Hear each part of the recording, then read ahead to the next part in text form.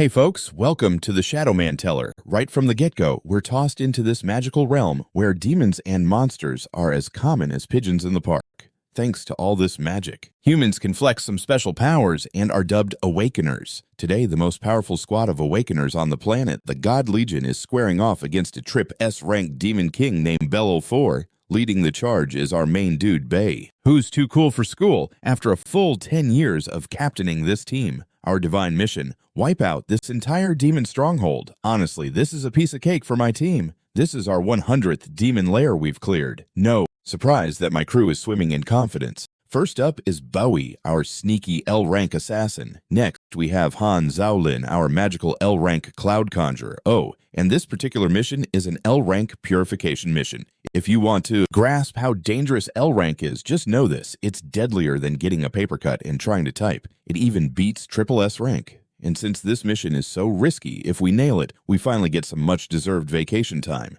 After 10 solid years of non-stop action, we've earned it. Oh, I almost forgot our third member, Lu Jian, the gravity-wielding support mage. His powers make our job easier and give our enemies a real headache. Together, taking down a trip S-ranked demon king is as easy as pie. With that in mind, Bayi slices the demon king in half. Then with a cheeky grin, he says, "I forgot to make my introduction. I'm Bayi, captain of this stunning team, an L-rank Holy Swordsman." With that, Belelfore bites the dust, and our mission is a wrap. Jiaolin chuckles. As usual, that was way too quick. I barely got to relish the fight. Bayi smirks during vacation. I'll solo hunt some monsters with the crew. Everything just wraps up too fast. Lu Jian frowns. Wasn't this supposed to be a high-level mission? Don't you think that fight ended a bit too fast? Bayi nods in agreement. You've got a point, Lu Jian. The intel claimed this demon king mastered 5 elements and even had an ace up his sleeve. But taking him down felt like he didn't have any tricks up his sleeve.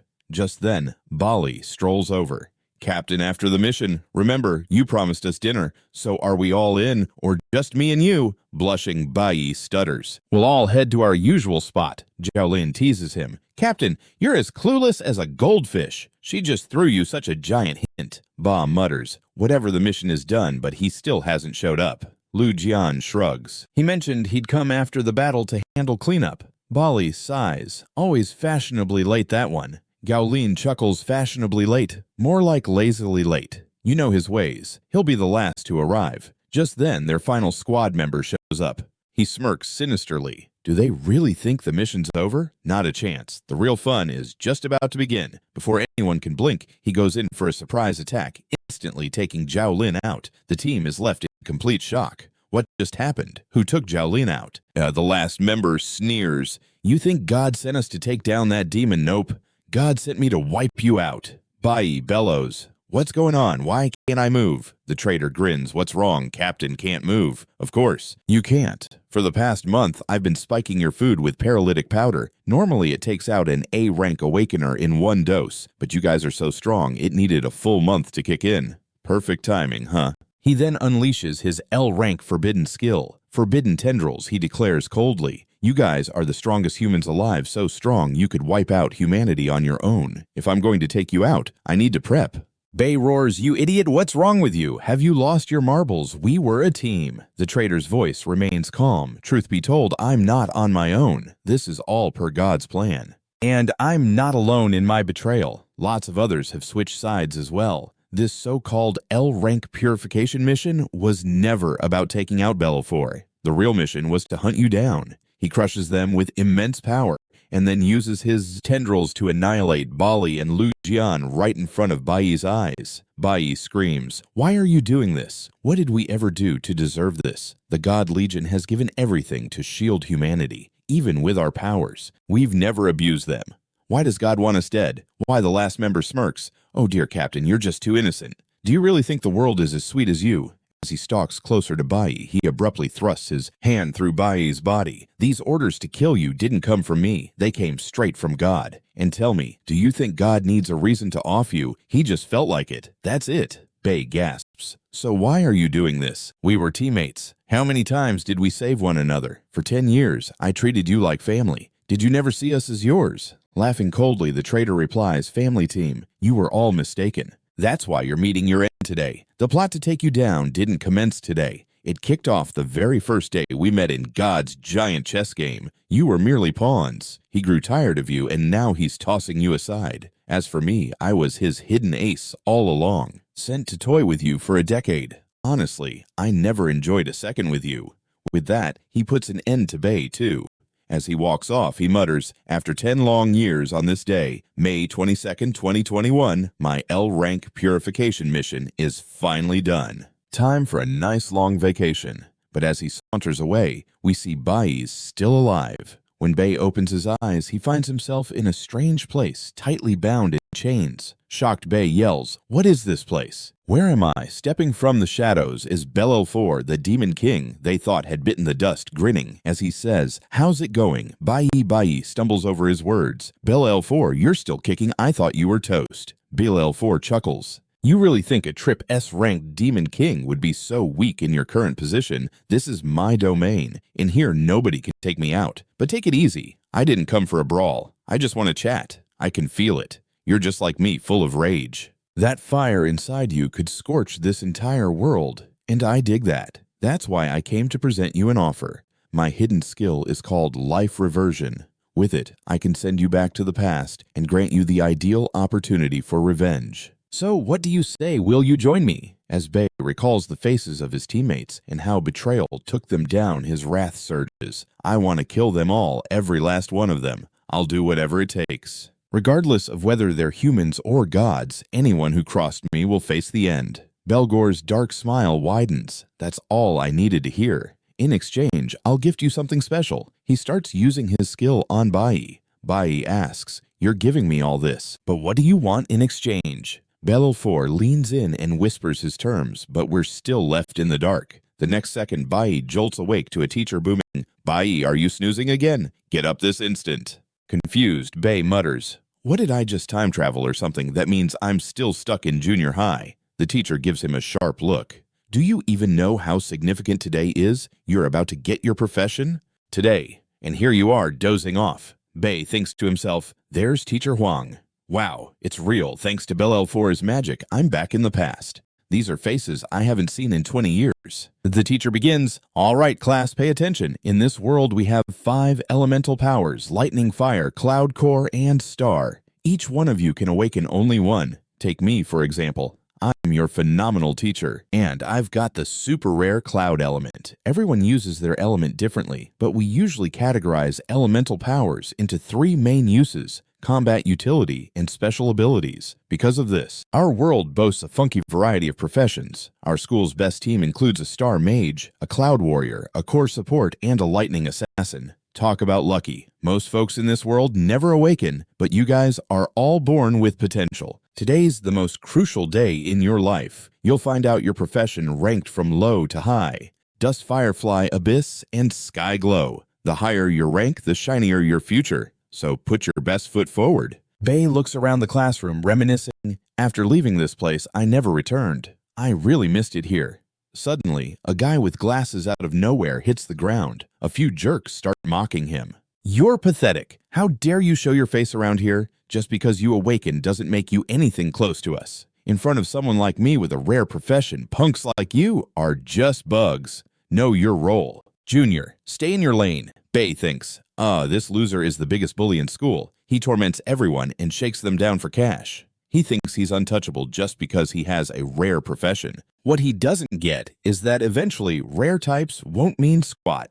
Just then the teacher approaches and says, "Hongyi and Shang, what on earth are you two doing? You can't just rob people in school." Turning around, Kai grins and says, "Oh, teacher, hang fancy seeing you. We're not robbing anyone. This flimsy person made us mad, so he's just paying us back." He then leans into the teacher and whispers, "Let's be real, if you weren't so cute, I would have had you booted from this school ages ago. Your looks are the only reason you're still here." With that, Qi Shang and their little gang saunter off, but then they spot Bayi standing firmly in their path. Qi and Shang smirk. "Hey, little chick, do I need to spell it out for you? Get out of the way." He shoves Bayi hard while nearby the guy in glasses stutters, "Teacher, I'm so sorry I was careless and ended up in front of them." The teacher reassures him, "Don't stress. You didn't do anything wrong." Bayi thinks, "Our teacher Huang, no matter how strict she looks, she's actually a softie. Last time I awakened, she was a big help to me." Just then, another staff member approaches saying, Teacher Huang, the awakening chamber is all set. You can take your class in now. Teacher Hang turns to the class and instructs, listen up. No fooling around in there. Once you're in the chamber, keep your cool. Any clowning around could land you seriously hurt. Bayi thinks about the two ways to awaken. First, there's the natural awakening. Physical specimens like Hong Qi and Shen usually can't handle their emotions in there and end up awakening in some extreme way. The second way is through the special chamber. This is what works best for the chill folks. The moment they step in, their brains get flooded with knowledge, which can be so overwhelming that it forces their bodies to awaken at peak potential. Everyone only gets one shot at awakening in their whole lives. That's why it's such a wild ride. People go in intent on awakening properly, but they can't fully control how it goes. Suddenly, one of Bayi's classmates bursts out of the chamber. I got a firefly grade profession. Teacher Huang beams, awesome, go, take a break. Next up, it's your turn, Bayi. Prepare yourself. You're the most carefree one in the class. Once you enter focus, don't act like you do in class, got it? Bayi responds confidently, I got this, no worries, I'll be just fine.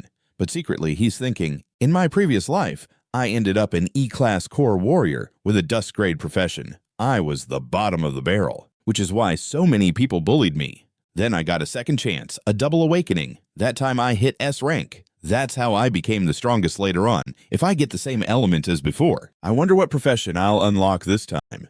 As Bayi steps inside the system, voice announces, error detected in awakening system. 5 elemental types detected within you. Bayi is stunned. What is going on? My body, it's transforming. Then the system chimes in, activating Infinite Awakening System. Since you possess all 5 elemental types, you can choose any element to kick things off. Master one element, and you get to use the others too. Access different classes and functions for every element. Your initial profession choices include a special quality that goes beyond the regular 4 grades. Bayi is flabbergasted. Are you saying I can use every profession in the world? I can pick anything. This is bonkers. The system continues, please choose your initial class. Future professional classes will be assigned randomly. Belelfore chimes in, so kid, how did my help work out for you? Bayi thinks, so you're still hanging around in my head. I gotta admit, shaking hands with you unleashed something wild. I've unlocked the power of infinite awakening. The system voice rings out. You can select any element as your initial class. Choose wisely. Outside the chamber, Bayi's classmates grumble. He's been in there forever. What's taking so long? Another calls out. Oh look, he's finally coming out. The teacher immediately asks, Bayi, which class did you awaken to? Bayi responds coolly, Teacher, I'm sorry to say, but I think you're going to be let down. What on earth is taking him so long? Another voice chimed in, hey look, he's finally making his grand exit. The teacher quickly shot back with, Bayi, what class do you think you just woke up in? Bayi coolly replied, well teacher, brace yourself for some disappointment. I've turned into a ninja with a dust tier talent. The teacher looked a little grumpy. Dust tier, that's like being the bottom of the barrel. But hey, no worries. Don't underestimate yourself. There are plenty of folks with green tier abilities who've still managed to make a splash. I have faith you'll figure things out too. Ba gave a weak smile. No need to fret about me. I'm not bummed out. Teacher Huang looked at him with a sympathetic eye. You're still a kid. I remember what this must feel like. Go take a breather. Everything's going to work out. From the sidelines, Kai and Shin snickered. Teacher Huang, how can you pull the wool over your students' eyes like this? I almost choked on my laughter hearing you comforting him. Sorry, but the guy with the dust tier gig isn't going anywhere. Trash is trash, no matter how much you dress it up. He shot Ba a mocking grin. Listen up, kiddo. The teacher's stringing you along. In reality, dust tier is code for worthless. The weakest of the weak, you know the deal. The gods favor the strong and hand over power like it's candy. They don't give a hoot about the weak. He snarled inside, thinking so that jerk god only blesses the strong. He's the one on my hit list. Teacher Huang glared daggers at Qi and Shin. What are you two doing here stirring up trouble? Got nothing better to waste your time on. Qi and Shin smirked. Why so heated? You know as well as I do that dust abilities lead nowhere. Weaklings are stuck being weak while the powerful climb the ladder. That's the way the cookie crumbles in our world. He jabbed at her. You had a blue tier profession, didn't you? Yet here you are stuck teaching because you couldn't make it as an awakener. You're trash too. And you, he pointed at Ba. Quit wasting government funds and head home. Ba's patience hit the boiling point. He flung his entire cup of coffee right in Kai and Shin's faces. Furious, Kai and Shin yelled, "You jerk, what'd you do that for?" Ba responded coolly, "I got tired of your jabbering, so I fixed that for you." Ki and Shin cackled ominously, trying to act tough. "You'll wish you hadn't done that." He lunged, engaging his assassin ability, throwing a punch at Ba, but Ba coolly activated his block skill, stopping the attack like it was nothing. Ki and Shin froze in shock. What, he actually blocked me? Before they could react, Ba countered with his Ju skill, sending him flying backwards. Blood trickled from Ki and Shin's lip as he staggered in disbelief. How did I lose to this nobody?" The classmates gasped. "Did you just see that?" Ba just totally owned Kai and Shin. Ba said coolly, "I picked my warrior class for a reason, and I know how to utilize it." Kai and Shin struggled to his feet, glaring. "You're lucky you dodged that hit. I'm an awakener with rare abyss tier power. I'm not falling to trash like you." Teacher Huang thought in shock. No, that wasn't luck. Somehow he used Ju, one of the top-tier warrior skills. He blocked the hit, then countered in 0.09 seconds. Mastering Ju is almost impossible. Even my instructors couldn't nail it after 10 years of training. Yet Ba, newly awakened, just pulled it off. How can this kid be so remarkable? Kai and Shin drew his dagger. "Now you're toast. I'm gonna slice you in half right here." Ba kept his thoughts steady. "Everyone thinks I'm stuck with a weak class, but trust me, there's method to my madness. This world thinks a person's destiny is set in their childhood. They're way off. One day, they'll get it, but by then, it will be too late." Around them, students whispered nervously, "Ba is really going to take on Kai and Shin. Fighting is a big no-no in school. This is bananas. Do we forget Kai and Shin's dad is a high-ranking official and his uncle runs the school? Ba comes from a poor family with no ties. If he throws down, they're definitely kicking him out. Teacher, what do we do? Ba is seriously in hot water." Teacher Huang stepped up confidently. "Everybody settle down. I get that you've just awakened and want to flex your powers, but this ain't the time. Save your brawls for another day. Today is absolutely not the right moment for this." Kai and Shin shouted in frustration. "Teacher, you saw that jerk provoke me and now you're telling me to let him off free. No way. Sure, as a senior, I could let it slide, but only if he gets down on his knees, begs for mercy, and screams at the top of his lungs that he's trash. Only then will I feel at peace. This loser needs to get it through his head that there's a massive gap between scum like him and someone like me." Teacher Huang frowned, thinking, everything Ki and Shin is spitting out sounds terrible, but sadly, he's got a point. Ki Shin has a rare tier ability, while Ba can't possibly even come close. People with dust tier abilities don't get any boosts, while Firefly tier users enjoy a 150% bonus. Abyss tier gets a whopping 200% boost to every stat. No wonder there's such a gigantic gap between Dust and Abyss. Meanwhile, another student muttered in worry, "Buddy, you've messed up big time. Whether it's background or brute strength, Ki and Shin completely outclass you. Us weaklings need to understand one thing. We have no right to poke the powerful. Sure, I hate that they treat us like trash, but since we're weak, we just have to suck it up.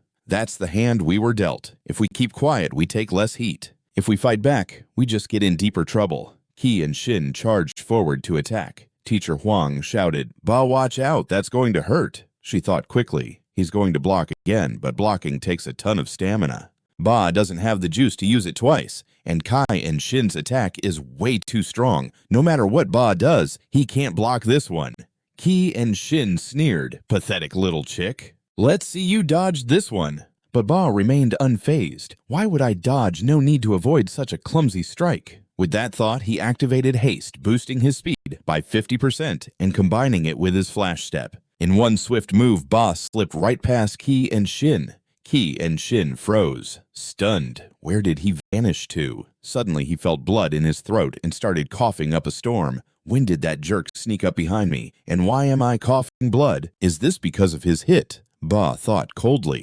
Trash belongs in the trash bin. If garbage stays outside where it doesn't belong, it's just a visual nightmare. The students gasped. What just went down? Did Ki and Shin take himself out? A boy with glasses laughed. What a fool. He practically hurt himself. Teacher Huang admitted. Honestly, even I didn't catch what happened. Nearby, a girl Ba's class monitor Shin analyzed coolly. Ba teamed up haste with flash step. That's why his speed skyrocketed beyond what anyone here could catch. In actual combat, he executed a warrior-class skill flawlessly, something even top-tier warriors struggle to nail down. The system's voice rang out in Ba's mind. That's why his speed shot through the roof, leaving everyone else in the dust. In real combat, he executed a warrior skill flawlessly, something even the top-tier warriors would break a sweat trying to master. The system's voice echoed in Ba's mind. You've scored 50 experience points from this little fun tussle, and since your opponent was an element fighter, you snagged another 50 element points, thought Bayi.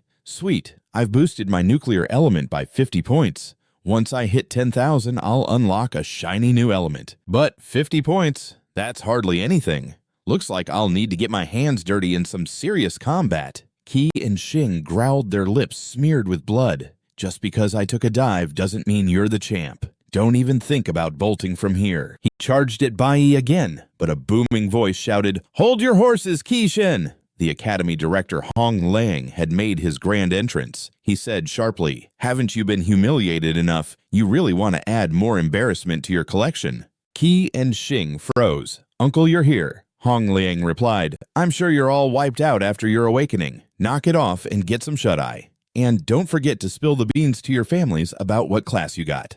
Bayi blinked, taken aback. "Go home. How could I forget something that matters so much?" Hong Liang warned in a serious tone. "Listen here, kid, fighting on school grounds is a big no-no." Bayi thought to himself, "Right, almost slipped my mind. I've time-traveled back 20 years. If I've really come this far back, then she's still alive. On my original awakening day, a terrible disaster struck. If I can make it there in time, maybe I can prevent it. I can't waste any time. I need to get moving." With that thought, Bayi dashed off. Meanwhile, Hong Liang, clearly miffed, snapped at Teacher Hang. "Teacher Huang, what on earth are you doing? Your students are going wild. I'll forget today's little circus, but if this happens again, things won't end well for you or that boy," he warned. Teacher Huang bowed her head, saying, "Director, I apologize. I promise this won't happen again." Next up, Qi and Xing marched to their uncle's office. "Uncle, I was totally out of it during the fight. If I'd been serious, I would have totally won."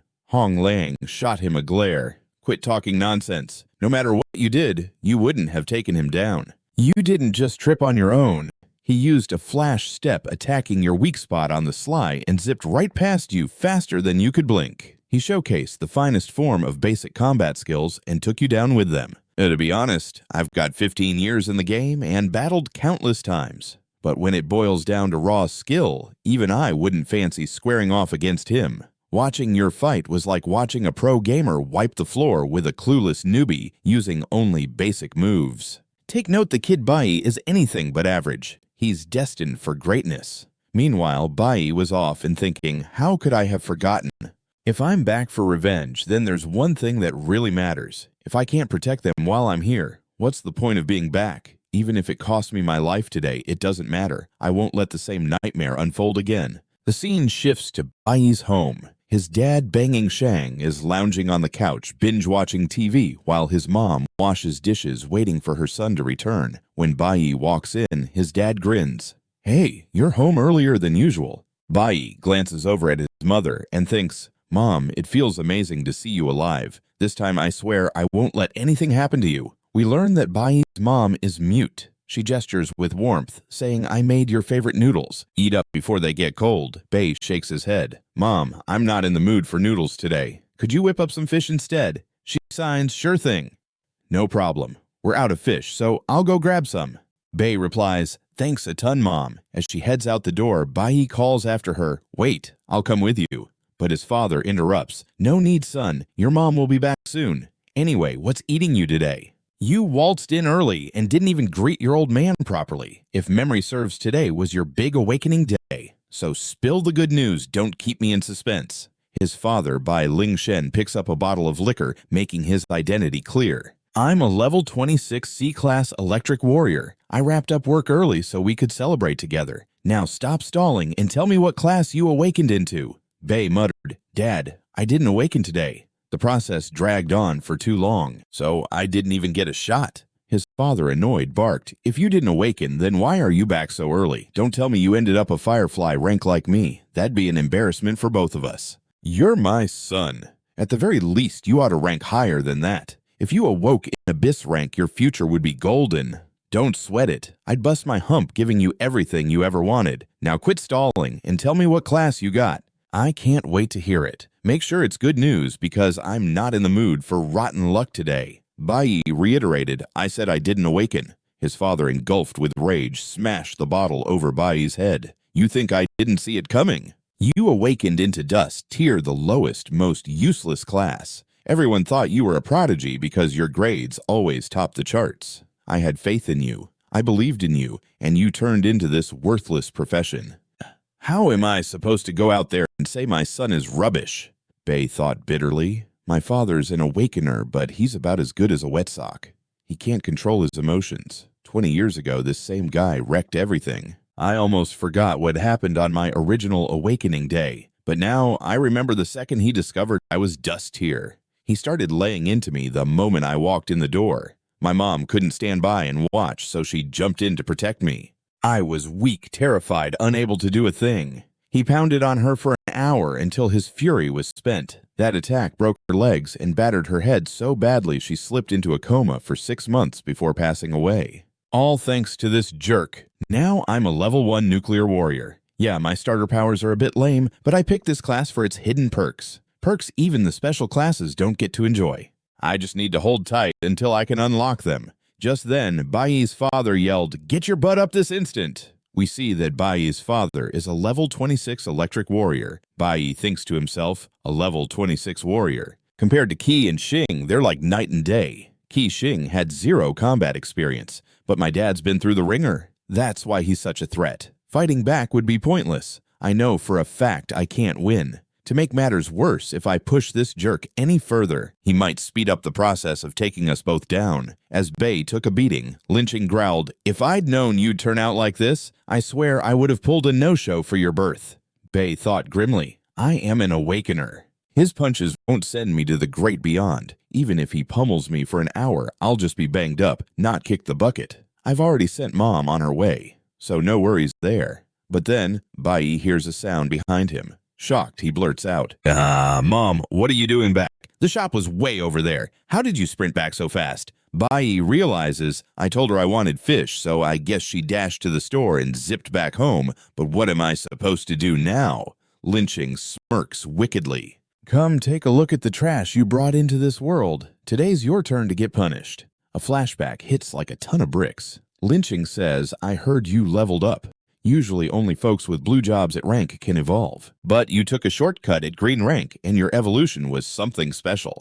You hit the jackpot, making it to the top tier L rank. Can't deny you've got some crazy luck. Good power doesn't just fall into your lap. But here's a kicker. After all that awesomeness, how the heck did you wind up stuck in this dump? The only way out is through the pearly gates. If you're here with me, it means you're on the express train to oblivion. Bayi replies, icy cold. I didn't come here to kick the bucket. I came here to take down the jerk who put my mother in a grave. The scene zips back to now with Bayi blocking his father's crazy attacks. A chair comes crashing down on Bayi's head, blood streaming down his face. Bayi thinks, I've got to endure every single hit. If this jerk lays a finger on Mom, she's a goner. Then out of nowhere, Bayi's mom rushes in to protect him. Lynching slams the door shut and snarls, Ryan, the day I found out we had a kid, I was over the moon. I thought finally I'll get back into the B family and show them how incredible I am. My 2 clueless brothers don't even have kids. But look at me. If only this squirt had been a superstar, the B family would be bowing to me. I'd be sitting pretty as the next head honcho. But he's useless. No, he's the definition of weak sauce. Everything's gone down the drain. Green job, talk about a waste of space. If he had at least pulled blue, maybe one day he could evolve. But thanks to your sorry genes, he's achieved nada. Lynching lunges for Bayi's mom, but Bayi suddenly zips in with a flash step, blocking his dad's blow and shoving him back. Bayi shouts, if you need to unload your anger, do it on me. Touch her, and I'll take you down. Lynching laughs. Trash. So now you dare to stand against your own father. You really think you've done something. Let me shatter that little dream of yours right now. Bayi thinks they'll be rolling in soon. I just need to block each attack somehow. Lynching moves in for the kill. Bayi tries to counter his father's strike using his parry skill, but Lynching crushes Bayi's sword like it's made of popsicle sticks. Bayi grits his teeth. I used my skill just right, but the gap between our strengths is like the Grand Canyon. Nothing I throw at it makes a dent. His hits are brutal. It feels like my ribs are shattered, but no matter what, I've got to tough it out. Lynching sneers.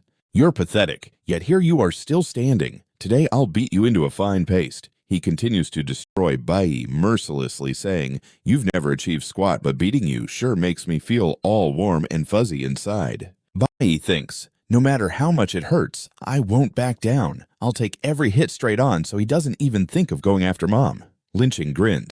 I'll give you props. You've got guts. Most guys would crumple after a beating like this. If you'd been born with a blue profession, maybe you'd have amounted to something great. But with green, you're a total waste. All that's waiting for you here is death. But thinking back in my last life, I became super powerful. Yet even then, I couldn't save the ones I loved. In this life, no matter what, I won't let anything bad happen to those dear to me. Just then, Bai's father, Lin Shang, picks up the chair again, snarling, If only you'd awakened properly. If your class had been better, you wouldn't be going to a bad end. He was prepping to smash Bai's mom with a lethal hit. But suddenly, someone knocks on the door, shouting, Open up. Lynching scowls. Who in the world is interrupting us right now? We were just getting into the good stuff. Bayi breathes a sigh of relief. Finally, they're here. Lynching yanks the door open angrily and growls, Who dares to disturb my fun? Don't you have the decency to knock properly? Outside are two officers, Deputy Captain Liang and Inspector Qinzi Wu. Deputy Captain Liang says sharply, I've been knocking for ages. What were you doing that made you so slow to open the door? Startled, Lynching stuttered, Deputy Captain, what brings you here? Liang replies, We got a tip that a criminal named Snow was spotted around this area, so we're checking every house one by one. Seen anything strange around here? Lynching laughs it off. Oh, Snow, that guy's always on TV. If I had seen him, I would have reported it right away. But honestly, Deputy Captain, I've never laid eyes on him until today. Just then, Liang's gaze falls on Bai's injuries. Hold up a second. What happened to your son? Lynching waves it away. Oh, this kid is just a klutz. I told him to grab something and he tripped. Look at him, such a goof. Always getting banged up. It's nothing serious, Deputy Captain, no need to fret. But Bayi speaks up firmly. Deputy Captain, he's lying. He beat me because I awakened with a green profession, and he flipped out. Lynching spins around, shocked. You little brat, when did you spill the beans? Bayi thinks calmly. This all kicked off 18 minutes ago when I called the cops myself. I told them I saw Snow sneak into our building. I figured if I mentioned I was under attack, they might take their sweet time getting here, but toss in Snow's name, and they'd come running. Honestly, didn't expect them to show up this quickly, but hey, his name got them rattled enough to hurry. Deputy Captain Liang asks sternly, Is what this kid saying true? Lynching scoffs. You seriously believe a child? Do I look like the kind of guy who'd smack his own son around? Bayi coldly retorts, My ribs are killing me. I got smashed on the arms and head with a stool. He smashed a wine bottle on my head and gave me a good old-fashioned beating. Check out my injuries. You'll see this didn't come from a simple tumble. And if you want a reason to lock him up, I've got one. According to Article 4, Chapter 8, anyone awakened who can't control their emotions is deemed a serious risk to society. Those folks need to be detained without delay for at least 15 days. The officers are left speechless. Everything the kid quoted is spot on. Lynching erupts with fury. You little punk, has your brain gone haywire? How dare you talk smack about your own father like that? Deputy Captain Liang steps forward toward Lynching. I'm Deputy Captain Liang from the inspection team.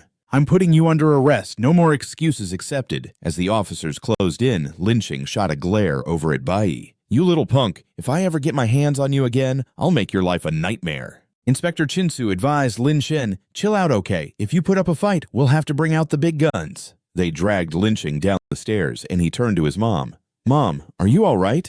She wrapped him in a bear hug. Bayi chimed in, Don't stress, Mom. This is it, he thought. Finally, I've got her back. Plus, I've got a whole 15 days to gear up. Bayi declared, Mom, relax. This is the last time we'll deal with drama like this. I swear it. After today, that jerk won't even dare to cast a shadow on us again. He pondered one whole day is plenty of time for me to bulk up. I didn't just take a beating. I took the opportunity to snag his keys. I'm betting he's got something super valuable locked away, something he sold out his own crew to grab. If I play my cards right, I could level up from E-class to C-class in no time. Bayi marched right up to his dad's safe, thinking about that secret stash in his room that nobody in the family knew about. He never spilled the beans to Mom.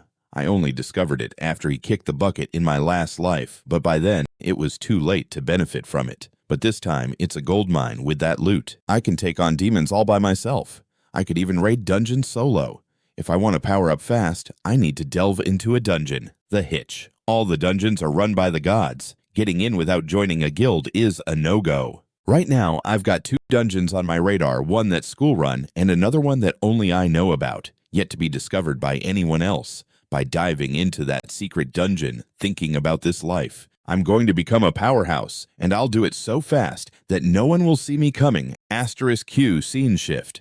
The officers were chit-chatting. Someone shouted that snow was imminent. Even the vice captain was out trying to catch that jerk. But after a lengthy search, nada. Maybe that tip was a dud. Another officer shot back. Not sure if it's fake news, but we can't let our guard down. Catching snow is priority number 1. Everyone knows Anniversary Day is approaching. If snow shows up that day, it'll be chaos. Chenzu piped up. I heard the captain is back soon. Deputy Captain Liang cautioned him. Zhu, let's keep our voices down. Meanwhile, Lynching was hollering from his cell. Vice Captain, I'm innocent. This is my first rodeo. I swear I won't do it again. Let me out. Oh, and by the way, I hear your wife's about to pop. My buddy owns a top-notch hospital. You'd score a sweet deal if you set me free. Deputy Captain Leon glared daggers at him. You really think you can bribe me with that baloney? You were a guild member, and that's the only reason I haven't knocked your lights out already. If I let loose, you wouldn't be able to comprehend what I'd do. Just look at how far you've fallen. Chenzu said icily. Whatever you blab here won't change a thing. You're not getting out early. You're stuck for 15 days. Suck it up and learn to manage those emotions. Your lack of control could put your family in danger. You're headed to prison tomorrow, so pipe down and stop wasting our time. Lynching screamed in frustration. You little brat, I won't forget this. The day I'm free will be your last. He thought calmly. He will be free in 15 days. I know exactly what he plans to do. He's heading straight for Mom. So I've got 15 days to get tough enough to crush him.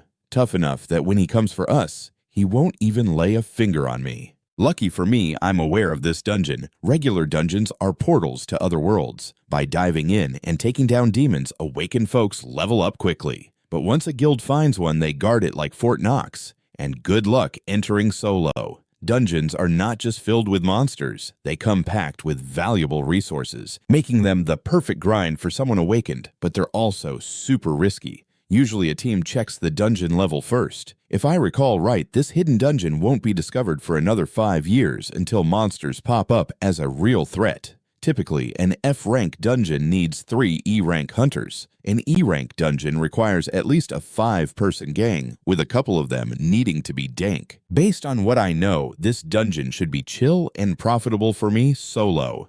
A system message popped up. You've uncovered a hidden dungeon. He thought usually you need a crew with diverse powers to tackle dungeons. But I've got every element covered myself. That means I can roll solo and still pack a punch like a full squad. As Bayi stepped in, he shivered from the chill. If it's this frosty, the monsters here must be ice-themed. Deeper in, he spotted a colossal bear. Asterisk, whoa, these bones tell a tale. Asterisk, others have ventured here, but none survived this level 8 ice bear. Did I make a rookie mistake? If there's a level 8 beast here, then this is definitely an E-rank dungeon. No wonder it's still under wraps. The monsters are likely hibernating. Suddenly, a wolf beast pounced at him. Even this wolf's level is above mine. He dodged its attack, countered, and after a brief brawl, cleaved the wolf in two with a precise slash. Bayi mused, so what if I'm just F-rank right now? I've got an A-rank weapon, something strong enough to bridge the gap in my power. This weapon is going to be a game changer.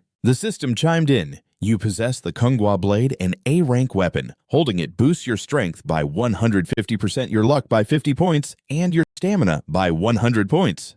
Bayi frowned. Even with this epic weapon, it took me 4 or 5 hits to take down that wolf monster. Getting strong again is no walk in the park. Back when I was L-rank, I could take down even SS-rank monsters with a single blow. He contemplated further if I want to level up. I'll need to hunt more base wolves. The system chimed again. You've taken down a cloud wolf from the event. 50 points have been credited to your cloud element. He calculated to rise from rank to dank. I need to hit level 10 just then. A gang of level 2 cloud wolves showed up surrounding him. He realized the blood smell must have drawn them in. Looks like they rounded up a whole crew to take me down. Well, that just makes things easier for leveling up. He charged in, taking the monsters out one by one. Whenever he saw an opening, he landed a critical hit while dodging to avoid damage. After an exhausting brawl, every wolf lay lifeless. The system announced, you gained 52 points for each wolf you killed. A gang of level 2 cloud wolves suddenly popped up circling him like they owned the place. He had a hunch that the scent of blood lured them in.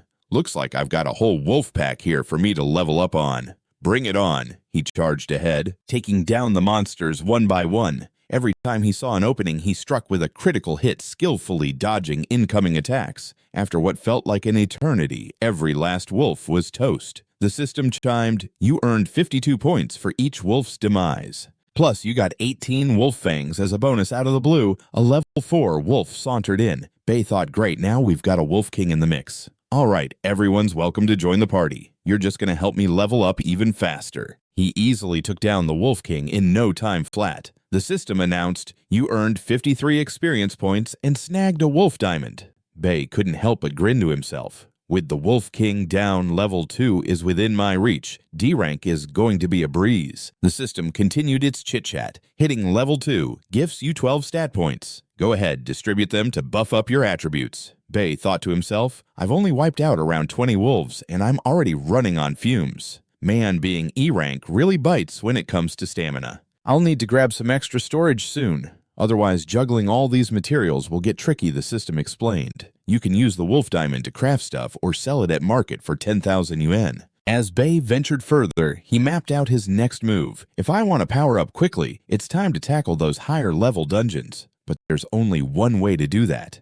I need to join a guild created by the gods. Even my junior high school is under a guild's thumb. They keep tabs on every student's performance, always scouting for top-notch talent. If you graduate with flying colors and put in the work, there's a solid shot. A great guild will snatch you up. But mess up, and your team ditches you. Well, that's proof you'll be stuck in the slow lane. Just look at Lin Shen.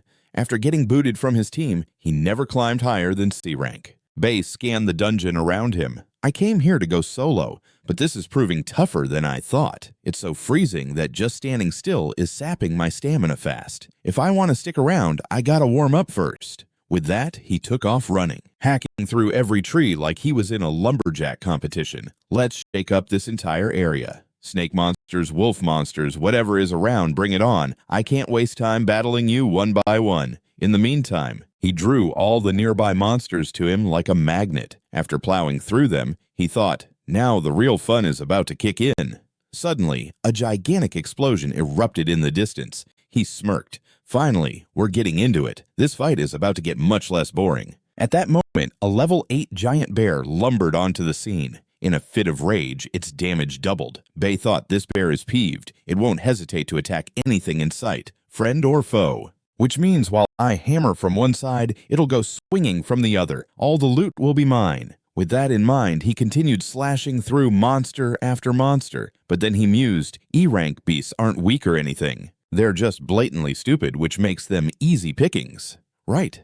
Then the system announced, congratulations, you've leveled up to E-rank level 4. As a reward, you get 12 more stat points. Thought Bayi. Thanks to this bear, I saved a boatload of stamina. Taking them all out solo would have taken ages, but this little guy really helped. Still, he admitted to himself that even with all the monsters he'd taken down, that was barely 10% of what was lurking here. Even with Mr. Bear's backup, I'm facing a long haul to clean house. Honestly, I'm already wiped out. Luring the bear here was plan A. Now it's time to roll out plan B. With that, he delivered a massive strike to the ground. He distinctly recalled, this isn't the dungeon's ground floor. While fighting, I noticed that under my feet is just a thick layer of ice miles above the actual ground. So by breaking through, all the monsters would plunge down. If I drop them all in one go, I'm set to rake in a mountain of points. Just like he thought nearly 70% of the critters fell through, and he snagged all their experience points. The system chimed in again. Because you wiped out a ton of monsters all at once, you've leveled up. You're awarded 12 extra stat points. Peering across the battlefield, Bayi proclaimed, I've wasted enough time. Now the real brawl begins. The survival fight. The power gain fight. Just then the system slapped him with a new title, 1 against 100. Anytime you take on a massive crowd of baddies, all your stats jump by 10%. But he also caught a realization. This giant bear is level 8. Ain't no way such a weak monster is the main boss of an E-rank dungeon. The true boss has to be some kind of powerhouse. Maybe a Lion King, probably around level 10, he thought more. With all the noise I've made, that boss has definitely come out to play. Something's fishy here. Just then, the bear and a wolf monster lunged straight for him. But out of nowhere, an ice magic blast hit from the side. Stunned, he thought, ice magic? Who in this dungeon can conjure magic? I totally underestimated the final boss. It's way more powerful than I imagined. Dodging the blast, he started bolting again, thinking, unlike the other brainless monsters, this one is clever. It's been lying in wait for the perfect moment to strike after I've burned through my stamina, and now it shows itself when I'm on the ropes. Watching intently, the ice magic froze the bear, the rest of the monsters, and even one of his legs. He thought, so that's why we were clashing so high above ground. The boss set this whole trap so that anyone who stepped over this bridge would trigger its attack at just the right moment. His entire body began freezing up, and he grit his teeth. No matter what, I won't go down to some low-tier monster. Just then, the true final boss made its entrance. A level 11 cave lord of dank ruler of the dungeon, flanked by 2 level 10 warrior beasts. Bayi realized, well, fantastic, he didn't come solo. He brought his own army. And now he's looking at me like I'm the main course. By now, he was frozen stiff. He couldn't budge, and the cold was sapping all the warmth from his body. The cave lord waved his hand like he was directing a symphony of disaster to attack. Bayi thought to himself, I guess escaping from this mess is my only play. With a mighty effort, he smashed the ice encasing him just in time and threw a warrior like it was a game of dodgeball. He sighed, sweet freedom. But man, I'm feeling like a deflated balloon now. Just then, the system chimed in like an overly enthusiastic coach, announcing that a shiny new power had been unlocked. A dazzling ability called Shatter. With it, he could obliterate anything by tapping into his ultimate strength. Bayi muttered under his breath, gotta finish that jerk off before he whips up any more magic. He's trouble. But out of nowhere, the cave lord took control of the bear monster.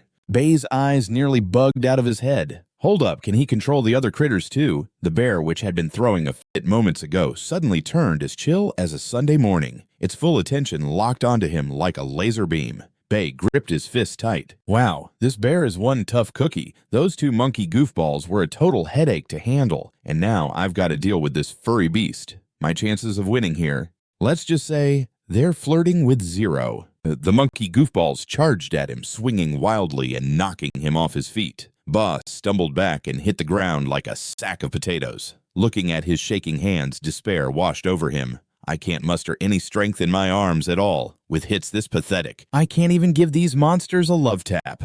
Out of nowhere, the bear monster sent a knockout punch flying at him, launching him through the air like a rag doll. He crashed to the ground, pain sizzling through him. Bayi gasped. Thanks to the cave lord's chilly vibes, the temperature dropped faster than a hot potato. I feel like a popsicle from the inside out. How am I even supposed to fight on empty? The cave lord waved his hand, calling forth an ice storm. Giant jagged ice shards shot straight at Bayi. His mind was racing. How's he throwing around such heavy-duty magic so quickly? Wait, what am I even scared of? In my last life, I danced with death more times than I can count. I've been stuck in hopeless messes before, surrounded by monsters I couldn't touch. Yet somehow, I still managed to pull through. Every single time I escaped, he gritted his teeth. Back then, I didn't just flex my courage. I played it smart. And here I am, making the rookie mistake of relying solely on brawn. I've got 2 options. One, I keep swinging until I faceplant, until I can't even stand up anymore. But if I keep throwing punches head on, I'm definitely signing my own death certificate. No question. Or 2, I take the backup plan, and there might be a shot at survival. Without missing a beat, Bayi spun around and jumped straight off the cliff.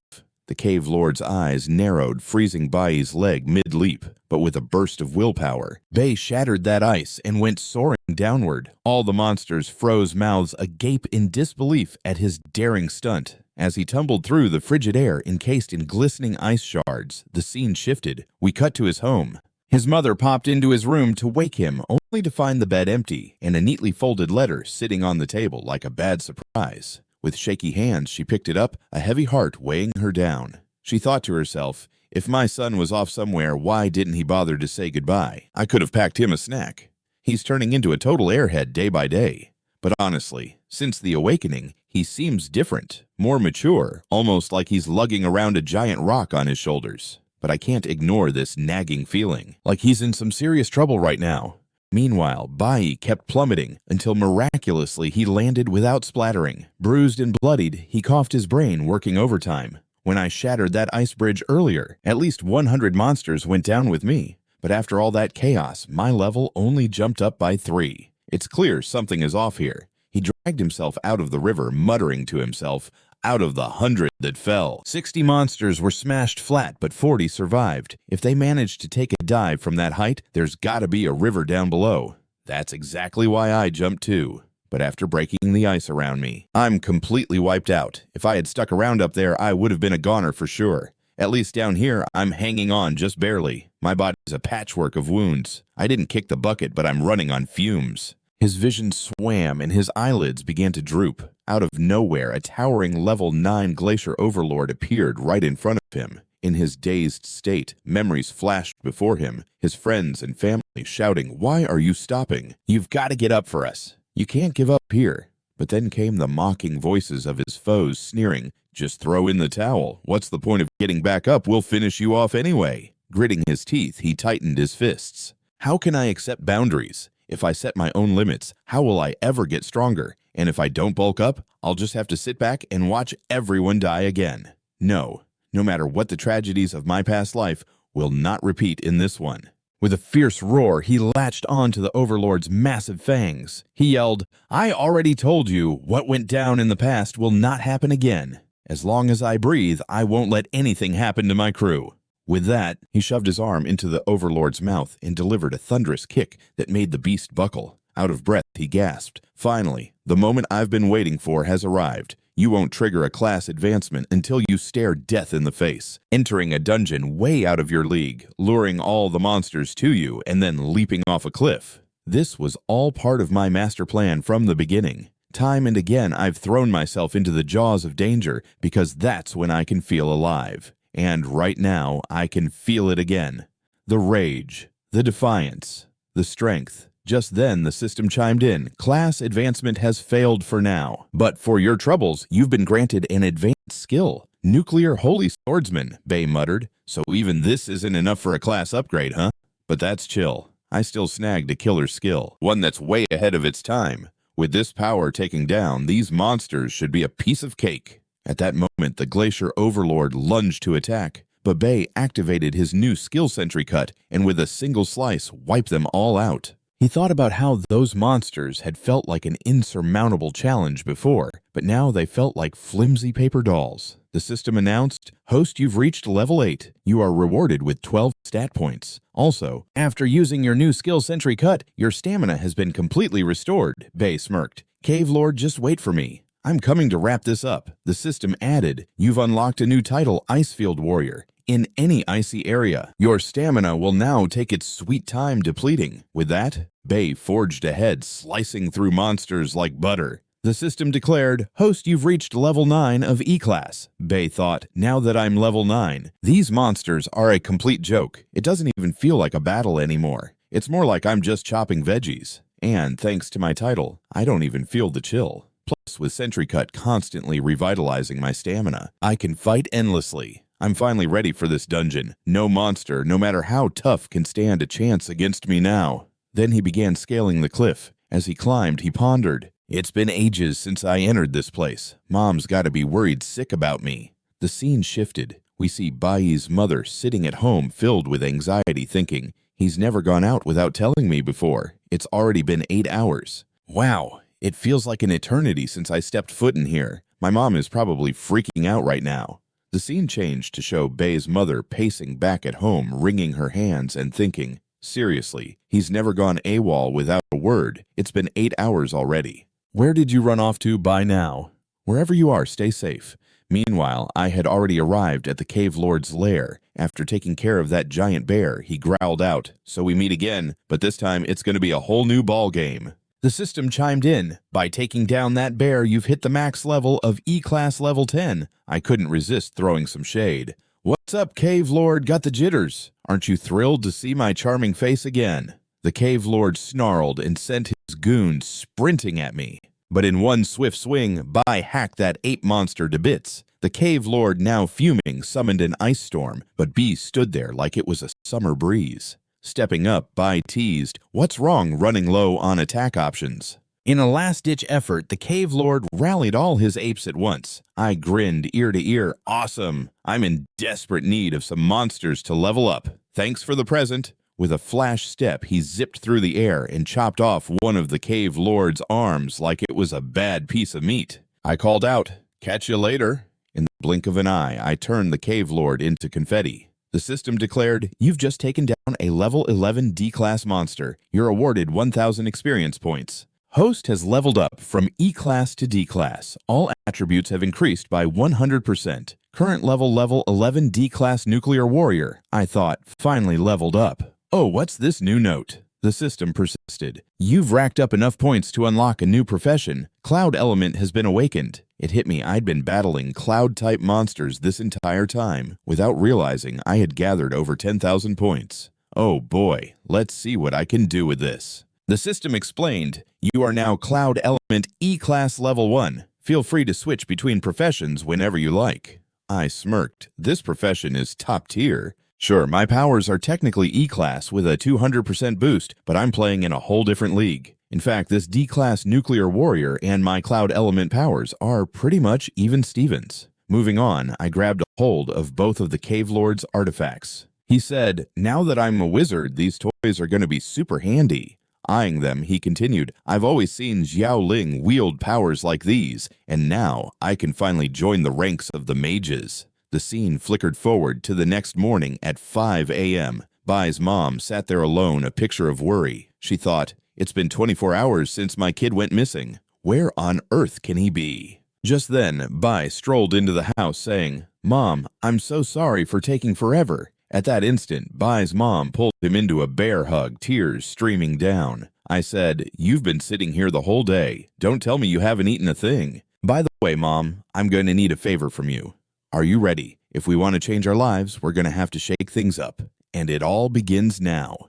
He laid out. Inside the dungeon, I stumbled upon lots of goodies, but a bunch of it wasn't worth my time, so I sold it for a pretty penny. Flipping back to an hour ago, a guy was eyeing a crystal and said, "This one's worth 800. If you like, I can take it off your hands." I shot back, "Not a single coin less than 8,000. If you're not interested, I'll just skedaddle." The man laughed incredulously. "Are you serious? This crystal's tiny. Who would pay 8,000 for it?" I grinned. "Just because you won't buy it doesn't mean nobody will. The second I find the right sucker a buyer, I'll offload it." The seller said, "Fine, I'll give you 2,000. I shot back, "Not a single coin less than 8,000. The seller adjusted his offer to 7,000. I replied, "Deal." I thought to myself, thanks to my past life experience, I know where to find buyers itching to pay top dollar for crystals. Time to make some money. With this, I can finally get Mom a proper house. Living under that fella's roof isn't safe for her. Besides, she hasn't known real joy in ages.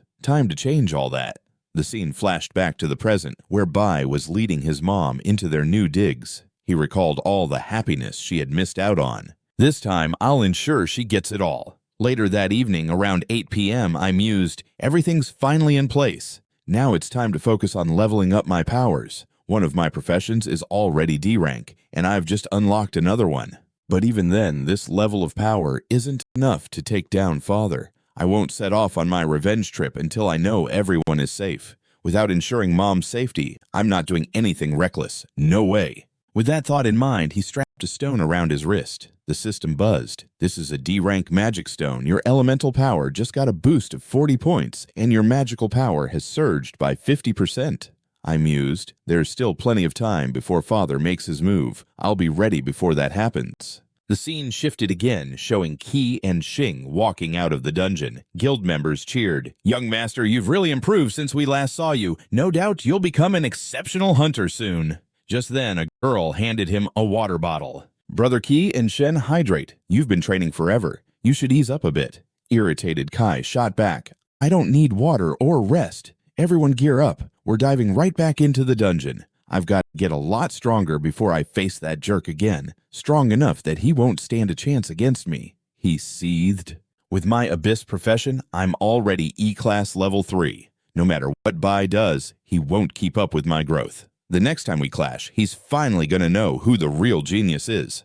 The scene shifted once more. We saw a girl with a golden profession. She sighed. No awakener has snagged a golden profession this year. Looks like this round of tests is going to be just as dull and boring as ever. The scene switched again. Bayi grumbled to his mom, "I'm late for school. Why didn't you wake me up?" His mom replied with a smile, "You looked so peaceful I couldn't bring myself to wake you. Just eat something. Even if you're late, it's no biggie. Sometimes tardiness is a-okay." I thought, she's right. I haven't slept this well in years and never even enjoyed breakfast so chill. His mother placed her hand on his shoulder and gently asked, "Bayi, do you want anything? A toy, a book, anything you fancy?" Chuckling, he replied, "What's up with you, Mom? Why the sudden gift-giving spree?" She beamed, "Of course I'm giving you a gift because next Friday is your birthday." Boom shocked. I realized, oh snap, she's right. My birthday's on June 5th. In my past life, after Mom passed, no one ever celebrated my birthday again. I totally forgot about it. Being late isn't the end of the world, right? Sometimes it's okay to take your time. I thought she's totally onto something. I haven't slept this soundly in years. It's not like I ever got the chance to enjoy breakfast so peacefully. His mother gave him a gentle pat on the shoulder and asked sweetly, "Bayi, do you want something? A toy, a book, anything?" He chuckled and replied, "What's with you, Mom? Are you suddenly in the mood to spoil me?" She beamed with love. "Oh, absolutely. I've got a surprise for you. Next Friday is your birthday." Shocked. I thought, no way, she's right. My birthday is on June 5th. In my past life, after Mom passed, there was no birthday party for me. I totally forgot. But honestly, what do I really want? The thing is, I'm already living the dream. Nothing would bring me more joy than taking that jerk out. That's the only thing that can really make me happy. Then, bam, the scene switched. Bayi rolled up at the academy. The teacher looked at the students and said, "I hope you all rested well after your big awakening. Now it's time for some serious combat training. Being powerful is cool, but knowing how to use that power, that's the real deal. I bet none of you get how important combat training really is yet." Today is your first day of middle school, folks. Just like in junior school, this academy is under the watchful eye of the Divine Guild. So show us what you've got. Every move you make is under surveillance. This training is super important because your exams are just around the corner. And guess what? They're going to be live streamed across the entire country. If you don't get your act together now, you won't score well later.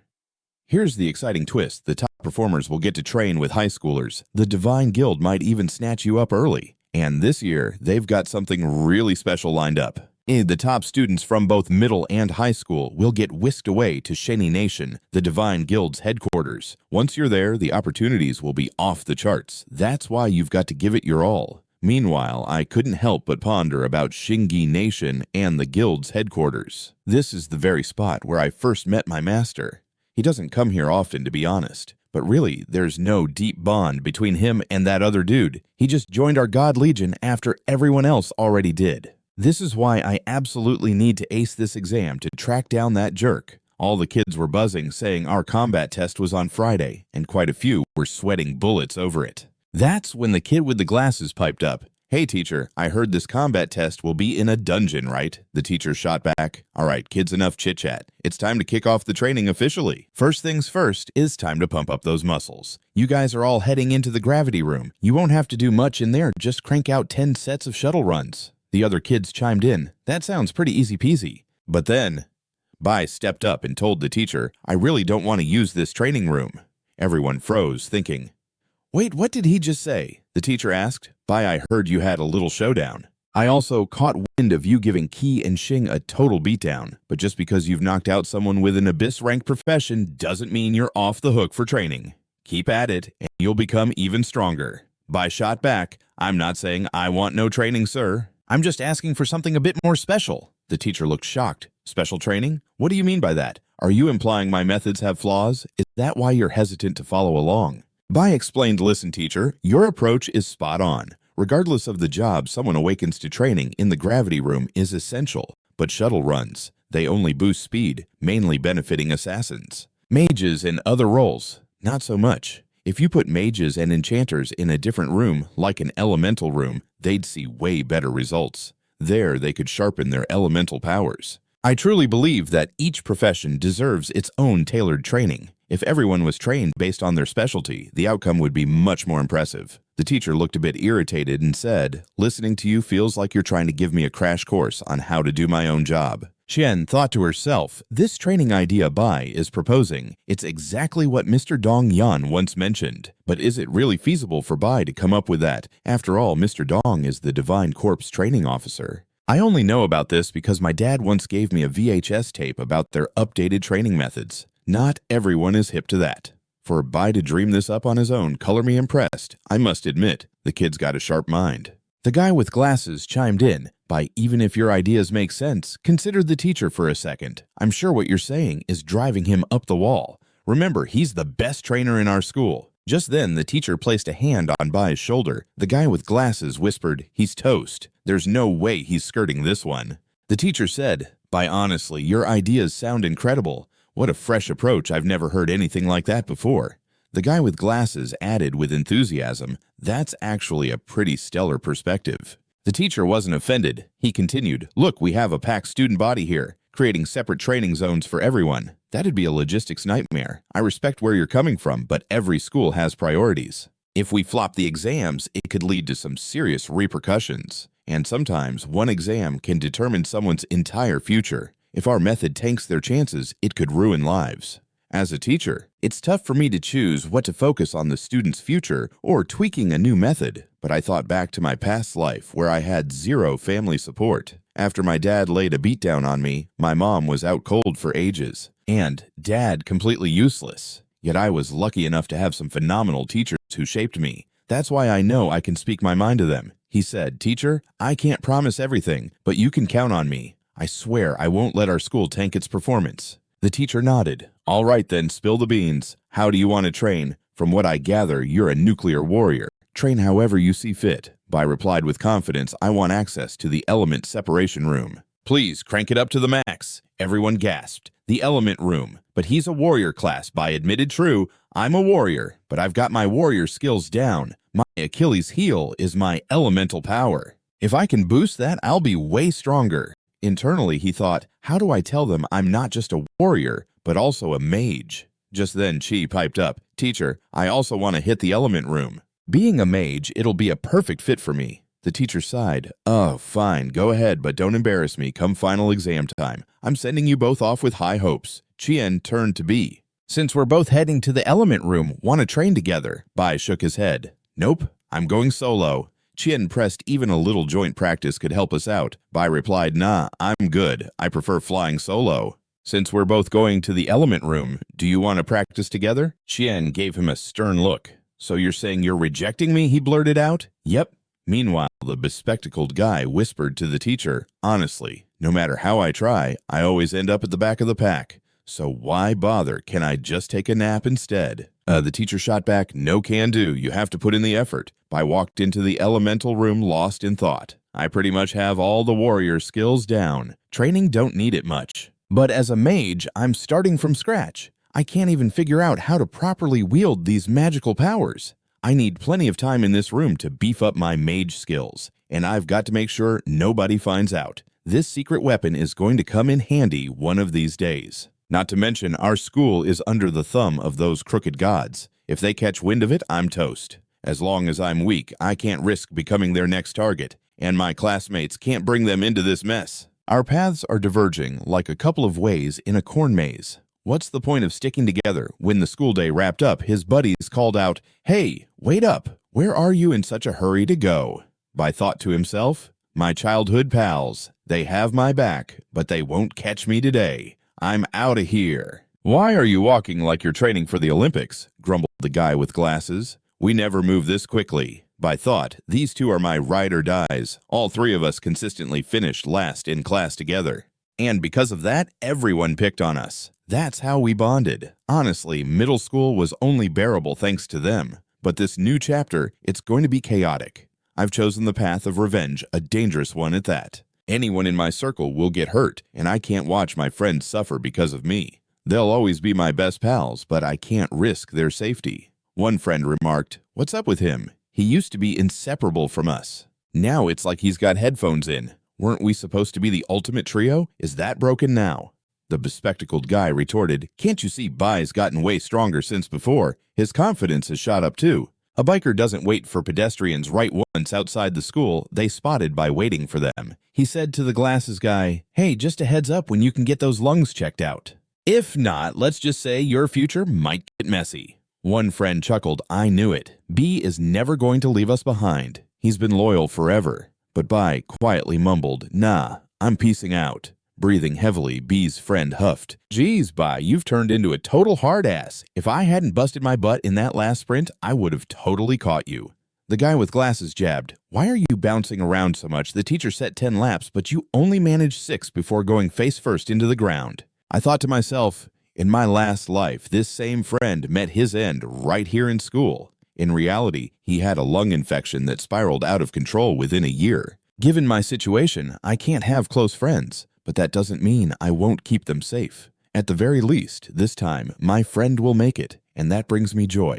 Meanwhile, his friends murmured among themselves, "He's changed a lot. The old Bayi would never act like this." The guy with glasses nodded. "Yeah, he's different now, but deep down, he's still our buddy, the one who cares about us more than anyone." Scene flips to the Xing Nation, where we find Mr. Dong Yang chatting away. "I heard we got a new recruit in our Divine Guild. He's been blowing everyone away with his performance." "That recruit, it's you, the one who smashed every record upon joining." The man in front of him wore a slight smile. "Mr. Dong Yang, you're laying on the flattery thick. I didn't come here for adoration. I came to give my report." As the shot shifts, we realize it's the same backstabber who once sold B's team down the river. Meanwhile, Bayi was with his mom. "Mom, if you ever need anything, let me know." "Just don't wander off alone. It's dangerous," she replied. His mind grew heavy. Why doesn't Mom see the danger? Even if I tell her, she might think I'm just being paranoid. Dad could even be a threat to this family. I need to step up Mom's safety. He could be let out of jail any second.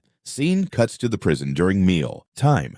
Bai Ling Xing covertly handed a note to another inmate. "I'm counting on you for this." The man confidently grinned. "Don't sweat it, Ling. It's all in motion. By morning, you'll be out." Scene changes to Friday training. I was observing my progress. After all that repetitive training, my body is way stronger than before, and my magic control is looking sharp. To be a solid mage, mastering how quickly I can cast spells is crucial, along with tweaking how much power goes into each one. If I can nail those two, being a mage gets a lot easier. Meanwhile, one of his friends was squeezing his fists. If Bayi is ditching us cause we're weak, then I'll hit the gym. Strong enough for him to have no choice but to stick around as friends. Days flew by, and before you know it, it's Wednesday. Bai's pals asked, "Are you hitting the river with us tonight?" Bayi shook his head. "Nah, I've got stuff to finish at home. Can't make it tonight." His friends mumbled, "He's turned into a total ice cube. We can't get a yes out of him anymore." But as Bayi walked off, he paused to drop some advice. "Finn, being an archer, pay attention to the wind when you're shooting. Fire with the breeze, and your aim will improve a ton." Finn's eyes lit up. "Thanks, I'll remember that for sure." Scene switches to Thursday. We see the glasses guy at a medical checkup. The doctor stated, "Kid, you're lucky you came in early. There's a cystic tumor brewing in your lungs. It's still in the early stages, so it's pretty easy to yank out. If it had developed further, your odds would have dropped significantly. You'll need surgery, but you'll be just fine afterward." Completely relieved, the glasses guy responded, "Thank you so much, Doc. I'll be back next week, promise." As he walked out, he pondered deeply. Bayi told me to get checked out. If it weren't for him, I wouldn't have shown up. But how did he know my lungs were acting up when I didn't even know? Bayi, what's your secret? How do you know so much about what's coming? On his way home, he caught wind of some of Qi and Xing's goons chatting. "Did you hear Kai and Xing rig the system again? He's already hit level 4 in Class E. No way he won't be at the top of the exam." Another chimed in. "How did he get so ridiculously strong so fast? Typically people have to dive into a dungeon to blow up like that." The first guy sneered. "You clearly don't get it about Qiang. His family is loaded. They have private dungeons." How did he pump himself up so fast? Usually people need to hit the dungeons for that kind of growth. The first guy smirked. "Clearly you're clueless about Qiang. His family is as mighty as a dragon. They own their own dungeons. Their crew and family members are always training in there. For him, stepping inside is like walking into a grocery store. I heard he got schooled by a younger kid last week, and ever since he's been hitting the gym to plot his revenge today. Could be the day he finally puts that little punk in his place." The second dude nodded in agreement. Figured it. After taking a hit from a junior Qi, and Xing would never just sit back. That kid who egged him on, yeah, he's toast. The guy with glasses looked like he just saw a ghost. Newsflash. This brawl isn't going down at school. Who knows what tricks Kai and Xing have up their sleeves. If Bai finds himself in their clutches, he's as good as done. I've got to keep Bai safe. If this scuffle happens on school grounds, maybe someone can break it up. But this time, it's outside, anything goes if he decides to unleash his crew on Bai. B doesn't stand a chance. But hold on a second. What can I do? I'm as useful as a screen door on a submarine. I might just drag everyone down with me. But still, B's my buddy. He's the one who had my back. If it means I gotta bite the dust to save him, then so be it. A bro would throw himself in front of a train for his bro. For my friend, you bet your boots I'd do the same. Bye for now. Hold tight. No matter how hard it gets, I'll save you, and I won't have any regrets. The guy with glasses muttered to himself. There's only one way to save Bai. I've got to grab some weapons. With that, he busted open the armory door like he was the Kool-Aid man. His resolve was burning hotter than a jalapeno pepper. No matter how many rules I break, no matter what trouble I get into at school, I'll keep my brothers safe. He grabbed an axe like it was made of gold. Just hold on, your brother's on the way to rescue you. Just then, a voice piped up from behind him. What are you doing here? Why did you break into the armory? He turned around and saw it was Chien. Oh, Chien, you scared me. She frowned. What's up? You look like you just saw a ghost. Is something wrong? The guy with glasses replied earnestly. Yeah, I gotta go. B's in serious trouble. He's calling for help. Chien gasped. What, B's in danger? Meanwhile, B was strolling home. He suddenly stopped and shouted, Kai and Xing, quit hiding. I know you've been trailing me since we left school. Spit it out. What do you want? I'm in a race against time here. Kai and Xing stepped out of the shadows with smirks plastered on their faces. What do you think I want? Don't act surprised. Last weekend you embarrassed me in front of everyone. I'm here to get back my pride.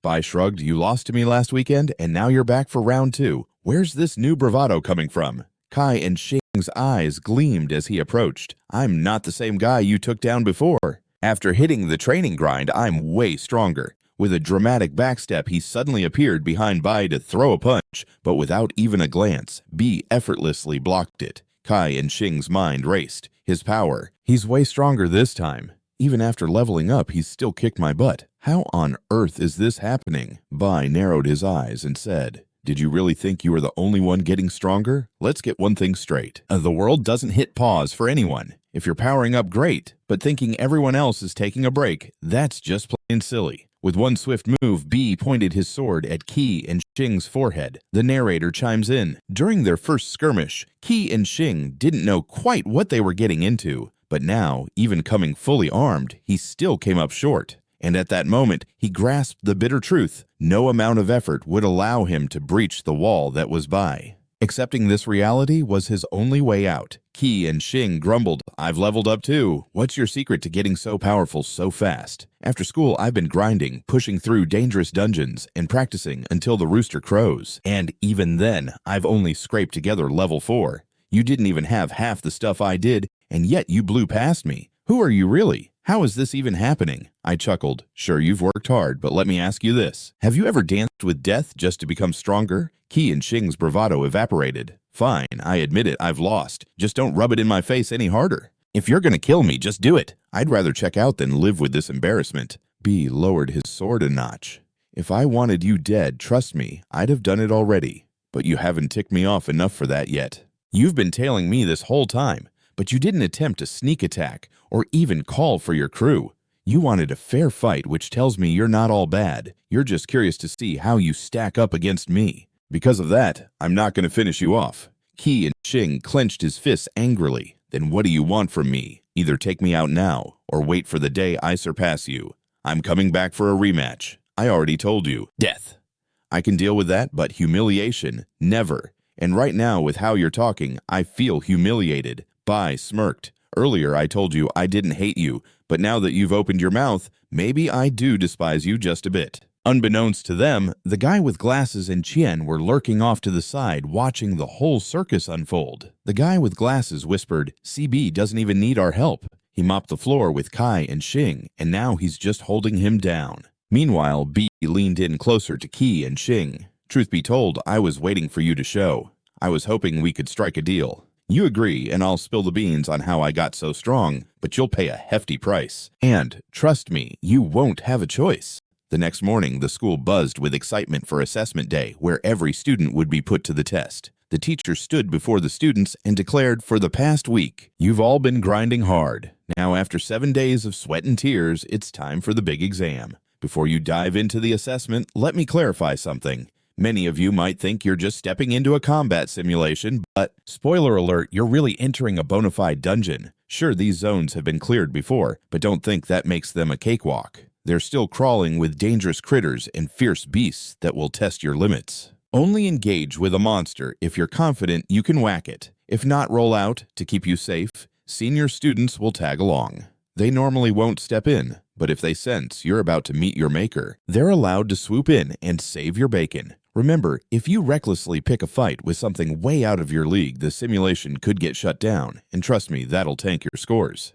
The teacher continued, "We've decided to form teams of 4. Each crew will mix 3 or 4 regular students with a senior. You'll have the chance to choose between an F-rank dungeon or an E-rank dungeon. The F-rank dungeon is a piece of cake. But let me tell you, those E-rank dungeons are like booby traps waiting to explode. If you're not strong enough, your ego can lead you to a faceplant, leaving scars you can't just shake off. A bad score here. That's like carrying a 10-ton backpack through life. So raise those hands high. Who's brave enough to tango with the E-rank dungeon?" A handful of students decide to wave their hands around like they're in a concert. Among them are Chien Ki and Shen. It's more like a select few want to volunteer, while the rest gawk at them. The guy in glasses whispers, "I have to give them credit. They've got guts. Even though E-rank dungeons are basically nightmares, they're still ready to dance with danger." Finn chimes in, "If only I wasn't stuck with my pathetic tier green job, I'd totally join them too." The teacher gives a little nod and says, "Out of 180 students, only 8 daring souls have signed up for the E-rank dungeons. The rest F-rank dungeons will have to do." Chen, however, is completely flabbergasted. She thinks, "Wait a minute, how is this happening? I thought Bayi would totally pick E-rank. But look at him, not a hand in sight." Just then, Bayi lifts his hand like he's waving to an old friend and says, "Teacher, hold on there. I'm not interested in your choices. I'm gunning for a D-rank dungeon." The room goes dead silent. Students are whispering like they just heard the juiciest gossip. What did he really just say? D-rank, that's bonkers. The teacher raises an eyebrow and asks, "Bayi, are you joking? You've barely awoken and you're already aiming for a D-rank dungeon? Do you even understand the gravity of what you're saying?" The director steps in, his voice serious as a heart attack. D-rank dungeons are immensely perilous. Only high school students can dive into those. Middle schoolers are off limits. Bayi shoots back confidently. "Director, I've pored over the school handbook. Nowhere does it state that a middle school student can't venture into a D-rank dungeon during combat simulations. We're allowed to choose our own path. And if you forgot, let me jog your memory. This school's whole point is to scout talented students for the Divine Guild. To showcase your talent, you've got to take some risks. If you stop me from going in, you're essentially denying my chance to shine. So what do you say, Director? Are you really going to do that?" The director sizes him up for a hot minute, then finally relents. "All right, you can enter, but tell me, where's your squad?" Bayi shakes his head. "Who's got time for a team? I'm flying solo." The director's eyes narrow. "You just quoted the rulebook, kiddo, so let me remind you of another nugget of wisdom. No student, regardless of dungeon rank, can go in alone. Teamwork is mandatory. This rule is as solid as granite." At that moment, Chien raises her hand. "Count me in. I'm going into the D-rank dungeon too." The director's jaw drops. "Chien, have you lost all common sense? If you get hurt, how on earth am I supposed to face your father?" Chien stands tall and declares, "Director, D-rank dungeons are crawling with mighty beasts. Defeating them means better scores. If it boosts my performance, I'm ready to roll the dice." B looks at her, shaking his head. "Nah, I'll manage solo. No sidekicks for me." Shen shoots him a glare that could cut steel. "I stepped up to help you, and you just tossed me aside again." The teacher cuts in with a firm tone. "Enough, Bayi. I've listened to your rant, but this is it. If you want to enter a D-rank dungeon, you can, but you won't go in alone." Chien is tagging along. The director lets out an exasperated sigh. "Fine. Do what you will. Clearly you students think you know better than the adults. Just a week into your awakening, and you're already flying off the handle. I shudder to think what choices you'll make in the future." The teacher addresses the D-rank volunteers. "Only 2 brave souls have stepped up. Just so you know, going in alone is like sending yourself to the gallows. Very few seniors would even think about entering a D-rank dungeon, no matter what anyone says. Those dungeons are treacherous. Just then, a senior raises his hand all heroic and says, "Teacher, I'll go with them. These kids are the future flowers of our nation. As their senior, I'm here to lend a helping hand. Don't sweat it. I'll keep them safe." The teacher nods. "Xiling, you're on backup duty. Having you with them should smooth things over." Shen, in shock, whispers to Bee, "Wait, what Senior Xiling is going to help us? Do you even know who he is? He's amazing. So skilled he made it onto the school's ultimate team." Bayi frowns confused. The ultimate team? That's reserved for the top-tier legends only. But this Xiling guy, I haven't even heard his name before. Meanwhile, Xiling studies Bayi and muses, "This kid is way too full of himself thinking he's got some grand power. He wants to strut his stuff in front of everyone. But just wait until he steps into that dungeon. He's going to be quaking in his boots. Today he's going to learn exactly how wild this world can be." The teacher announces, "All right then, our combat exam kicks off right now. Keep in mind, everything you do is going to be streamed live. Our school cameras will be all over you like a bad cologne. Rock this, and it'll do wonders for you guys. So children, give it your all. Let's find out who shines the brightest this year." Bayi thinks to himself, our middle school is literally sitting on top of a ton of dungeons. Most of them are baby dungeons, which is why both the high school and middle school students train here. Plus, the monsters usually come with a safety net, so the power isn't full throttle. They're typically between F rank and E rank, and only now and then does a D rank pop up. That's why I've set my sights on the D rank dungeon. The other options, they're just too easy. Fighting them wouldn't gain me a thing.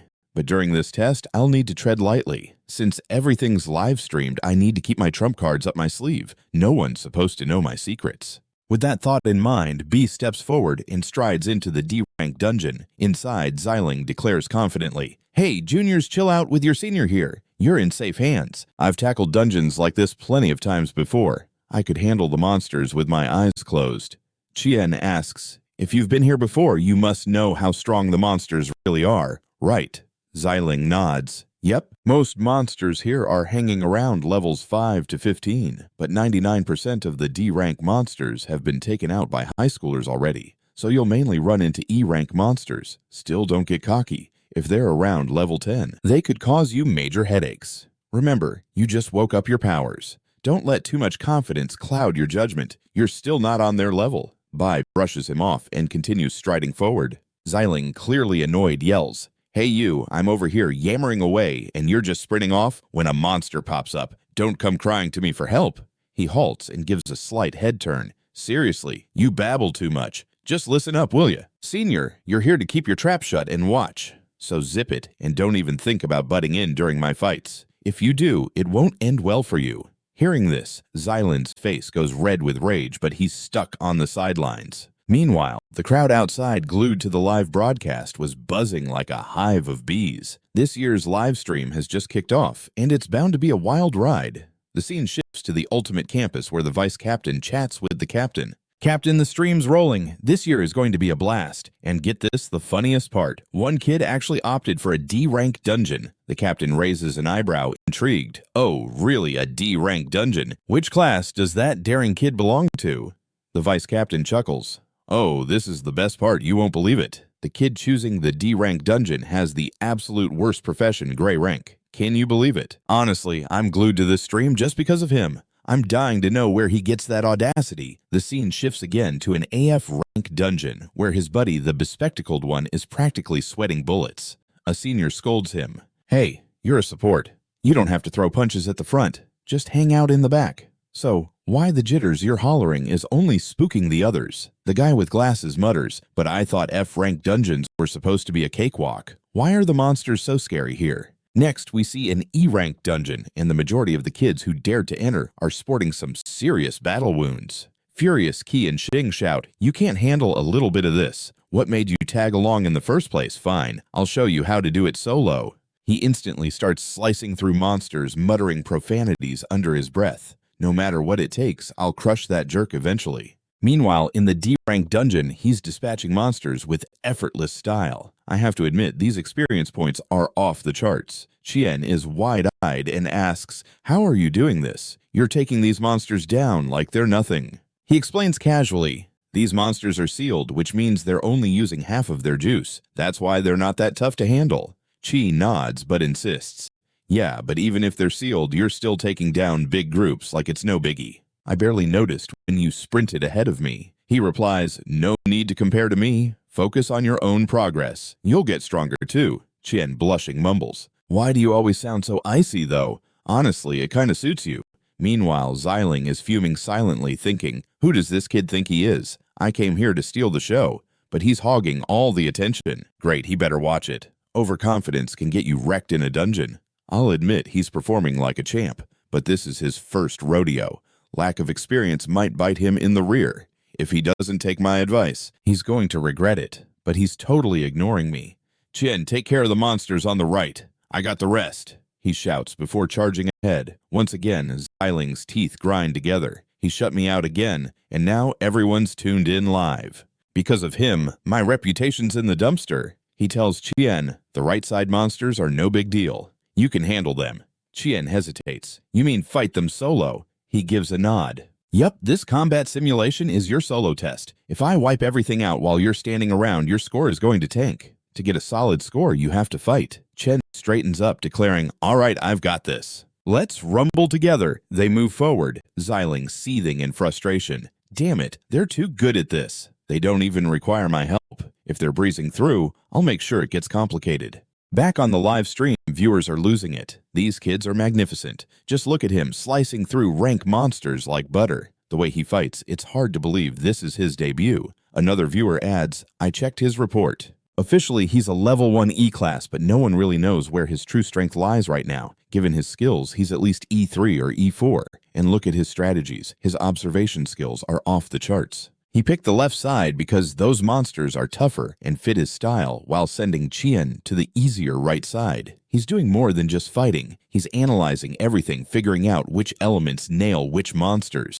The crowd is in awe. There are plenty of hunters in this world, but sharp ones like him are a rarity. For someone this young to have such insight, imagine how strong he'll be in a few years. Meanwhile, the teacher watching the stream recalls B's earlier words. Kid, you've truly blown my mind. Now I see you weren't just fluffing your feathers. You were genuinely confident. Can't wait to see what you do next. Meanwhile, I'm deep in thought. I spotted some extra elemental signals coming from the right cave. Earlier, they're low level, and their weakness is Flora, which is right up Qian's alley. So she'll take care of them without breaking a sweat. Suddenly, a spider monster lunges at Qian, and she swiftly traps it with her vines, poisoning it. Taking it out scores her 30 experience points. Pumped up, Qian exclaims, I got another one. He notes every awakened has unique skills tailored to their profession skills just for them. Qian's ability is called Poison Wall. She channels plant power through her vines to smack enemies, and it's super effective against monsters. He adds, considering it's her first time in a dungeon, she's holding her own against these tough monsters. This girl's got mad talent. She's going places in this world. Looking ahead, he senses danger. This cave probably hides D-class monsters. That's why it's sealed up. If she's doing well here, that means the spotlight won't stay on me forever. In this way, I can keep my true skills under wraps while fighting. No one will think I've got dangerous tricks up my sleeve. He thinks deeper. But what about those D-class monsters? No matter where I go, the camera's right on me. If the outside world sees me taking them down too easily, they'll definitely side-eye me. Gotta plot my next moves with care. Meanwhile, Xiling is simmering in frustration. They're both so talented, they've completely brushed me off moving forward like I don't even exist. All right, since they're having a blast, I'll crank up the excitement and raise the stakes. With a cheeky grin, he gears up to launch a zinger. Let's see how you cope with my light-speed arrow. But instead of hitting his target, the arrow zips past Qian straight into the cave. Xiling shrugs with feigned innocence. What, I was merely trying to give you a boost. What was so wrong with dodging? Just then, a bone-chilling roar reverberates. Out from the cave bursts a level 11 two-headed lion that quickly pivots. His instincts are razor-sharp. Where is all this crazy power coming from? Qian tries to zap it with her vines, but they might as well be spaghetti. Panic floods her thoughts. What do I do? My vines are useless. Am I about to meet my doom here? Xiling, on the other hand, beams with delight. Finally, my moment is here. I'm about to steal the spotlight. But before the lion can lunge at Qian, it zigzags forward at lightning speed, swinging back one of its heads. Yet, he notices the second head dive-bombing toward Chien. Without thinking twice, he employs Flash Step again, walloping that other head. Still, a frown forms. All the beasts in this dungeon are supposed to be sealed. How in the world is this one so quick? Something's definitely fishy with this critter. Meanwhile, Xiling chuckles wickedly to himself. I've got all the intel on this cave. All the D-rank monsters are sealed for a reason, making fighting a piece of cake. But this lion's a whole different story. It's like the heavyweight champion of monsters. Its sealing never worked properly. These kids think they're hot stuff. Now they're about to get schooled on what real danger feels like. He smirks slyly. No matter how hard they swing, they can't even tickle a genuine D-class monster. And the icing on the cake, my buff landed smack on it, making it stronger than before. Not even pros could take it down now. What kind of shot do these two knuckleheads have? His gaze sharpens.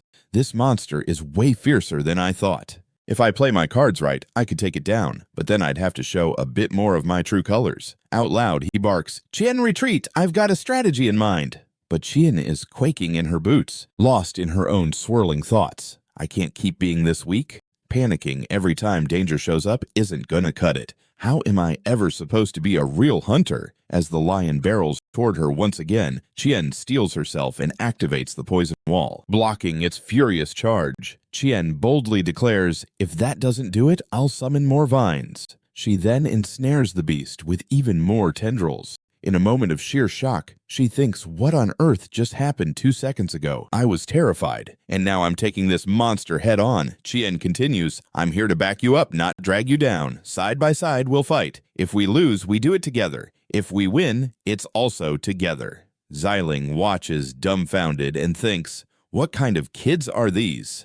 Just moments ago, that monster was ready to chow down on her. She was frozen in fear, and now she's all about the action. Seriously, something's off about these kids. Bice grinned and chimed in, "I really dig your newfound guts. Teaming up like this is going to be a blast." Meanwhile, Chien thought, I worked my tail off to get here. If all that sweat goes to waste because I choke now, what's the point? I refuse to give in, and with him by my side, I've got nothing to fear. He won't let me bite the dust. He warned, "You're exhausting your magic. Don't overdo it. Let me take care of the next part."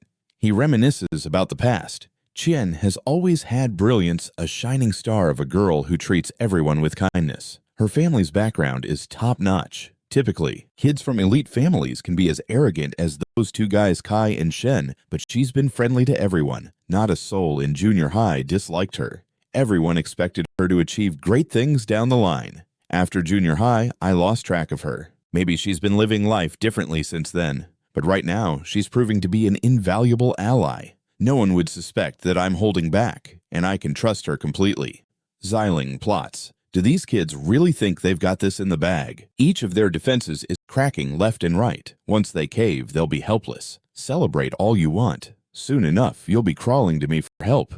You think you're smart and confident, but against a D-class monster, your strength won't cut it. I'll swoop in, take down the monster, and become the hero for everyone to see. He cranks up the monster's buff, turning it into a powerhouse, causing its vines to snap like twigs. With resolute thoughts, I'll dance this monster around. As the true warrior I am, my speed can't be matched. You'll know when to strike. Chien responds, understood, I'm on it. But he pulled the monster behind him, thinking, knew it earlier, my attack riled it up. Now, it's got its sights set on me. He bolts, leaping into the river with the furious monster tailing him, shouting, Chien, it's your time to shine. Chien replies, sending her vines to capture the lion in mid-leap, crushing it with sheer force until it lays defeated. Xiling, aghast, mutters to himself, what just happened here? I thought taking down this beast would be an epic ordeal for them. I was certain they'd come crawling to me for help eventually, but they took it out like it was a breeze. Honestly, even with my buffs, I couldn't have polished it off this fast. These kids are anything but ordinary. My blood is boiling now. Meanwhile, outside the dungeon, all the spectators were flabbergasted. They muttered amongst themselves, that kid's packing a nuclear-style profession. If he had dueled the monster straight, it'd have been tough. Instead, he used his noggin and lured it into the water. Everyone knows that in water, plant-type abilities are amplified. That's why Chien crushed it so handily. The teacher lauded them with applause. These two showed off insane teamwork. They proved that, with the right game plan, even the big baddies can be taken down. Alone, they would have been toast. But thanks to his quick thinking and leadership, they've snatched victory from the jaws of defeat. I must say, this kid's future is looking bright. The way he managed this clash was impressive. After witnessing this showdown, it became clear. Bayi and Chien were the top contenders for that first place spot in the contest. All the other kiddos that dared to enter the E-rank dungeon ended up a wreck. Meanwhile, these two are breezing through like champs in a D-rank dungeon. Other teachers nodded in agreement. With performances like this, it's hard to argue against them taking the top spot.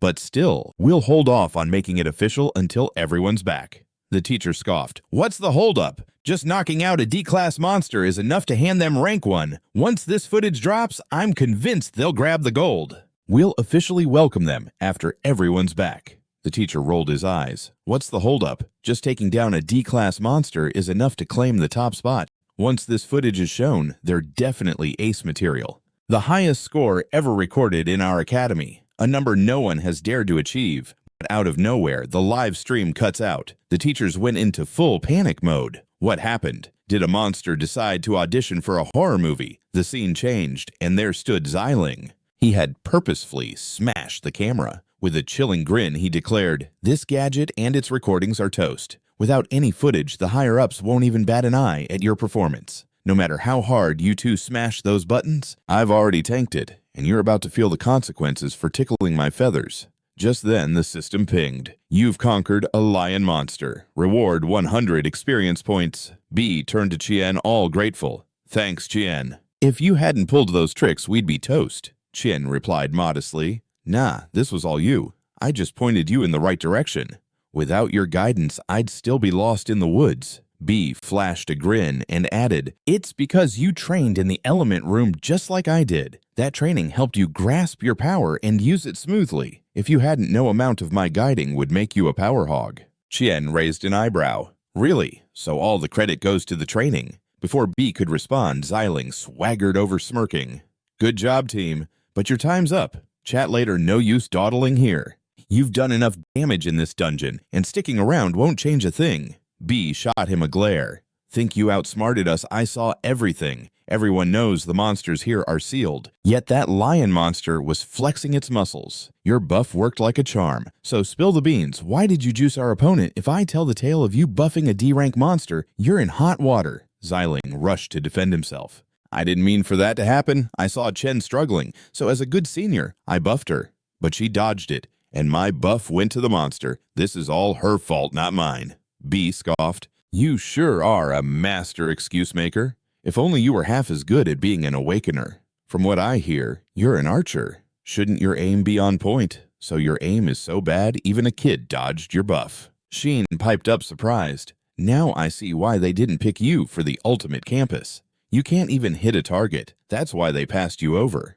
Xiling bristled with irritation. What did you just say, questioning my skills? B stepped forward calmly. I can't judge your skills, but I trust ours completely. If you keep strutting like this, it's not going to end well for you. Xiling, clearly annoyed, moved closer. You two are totally rude.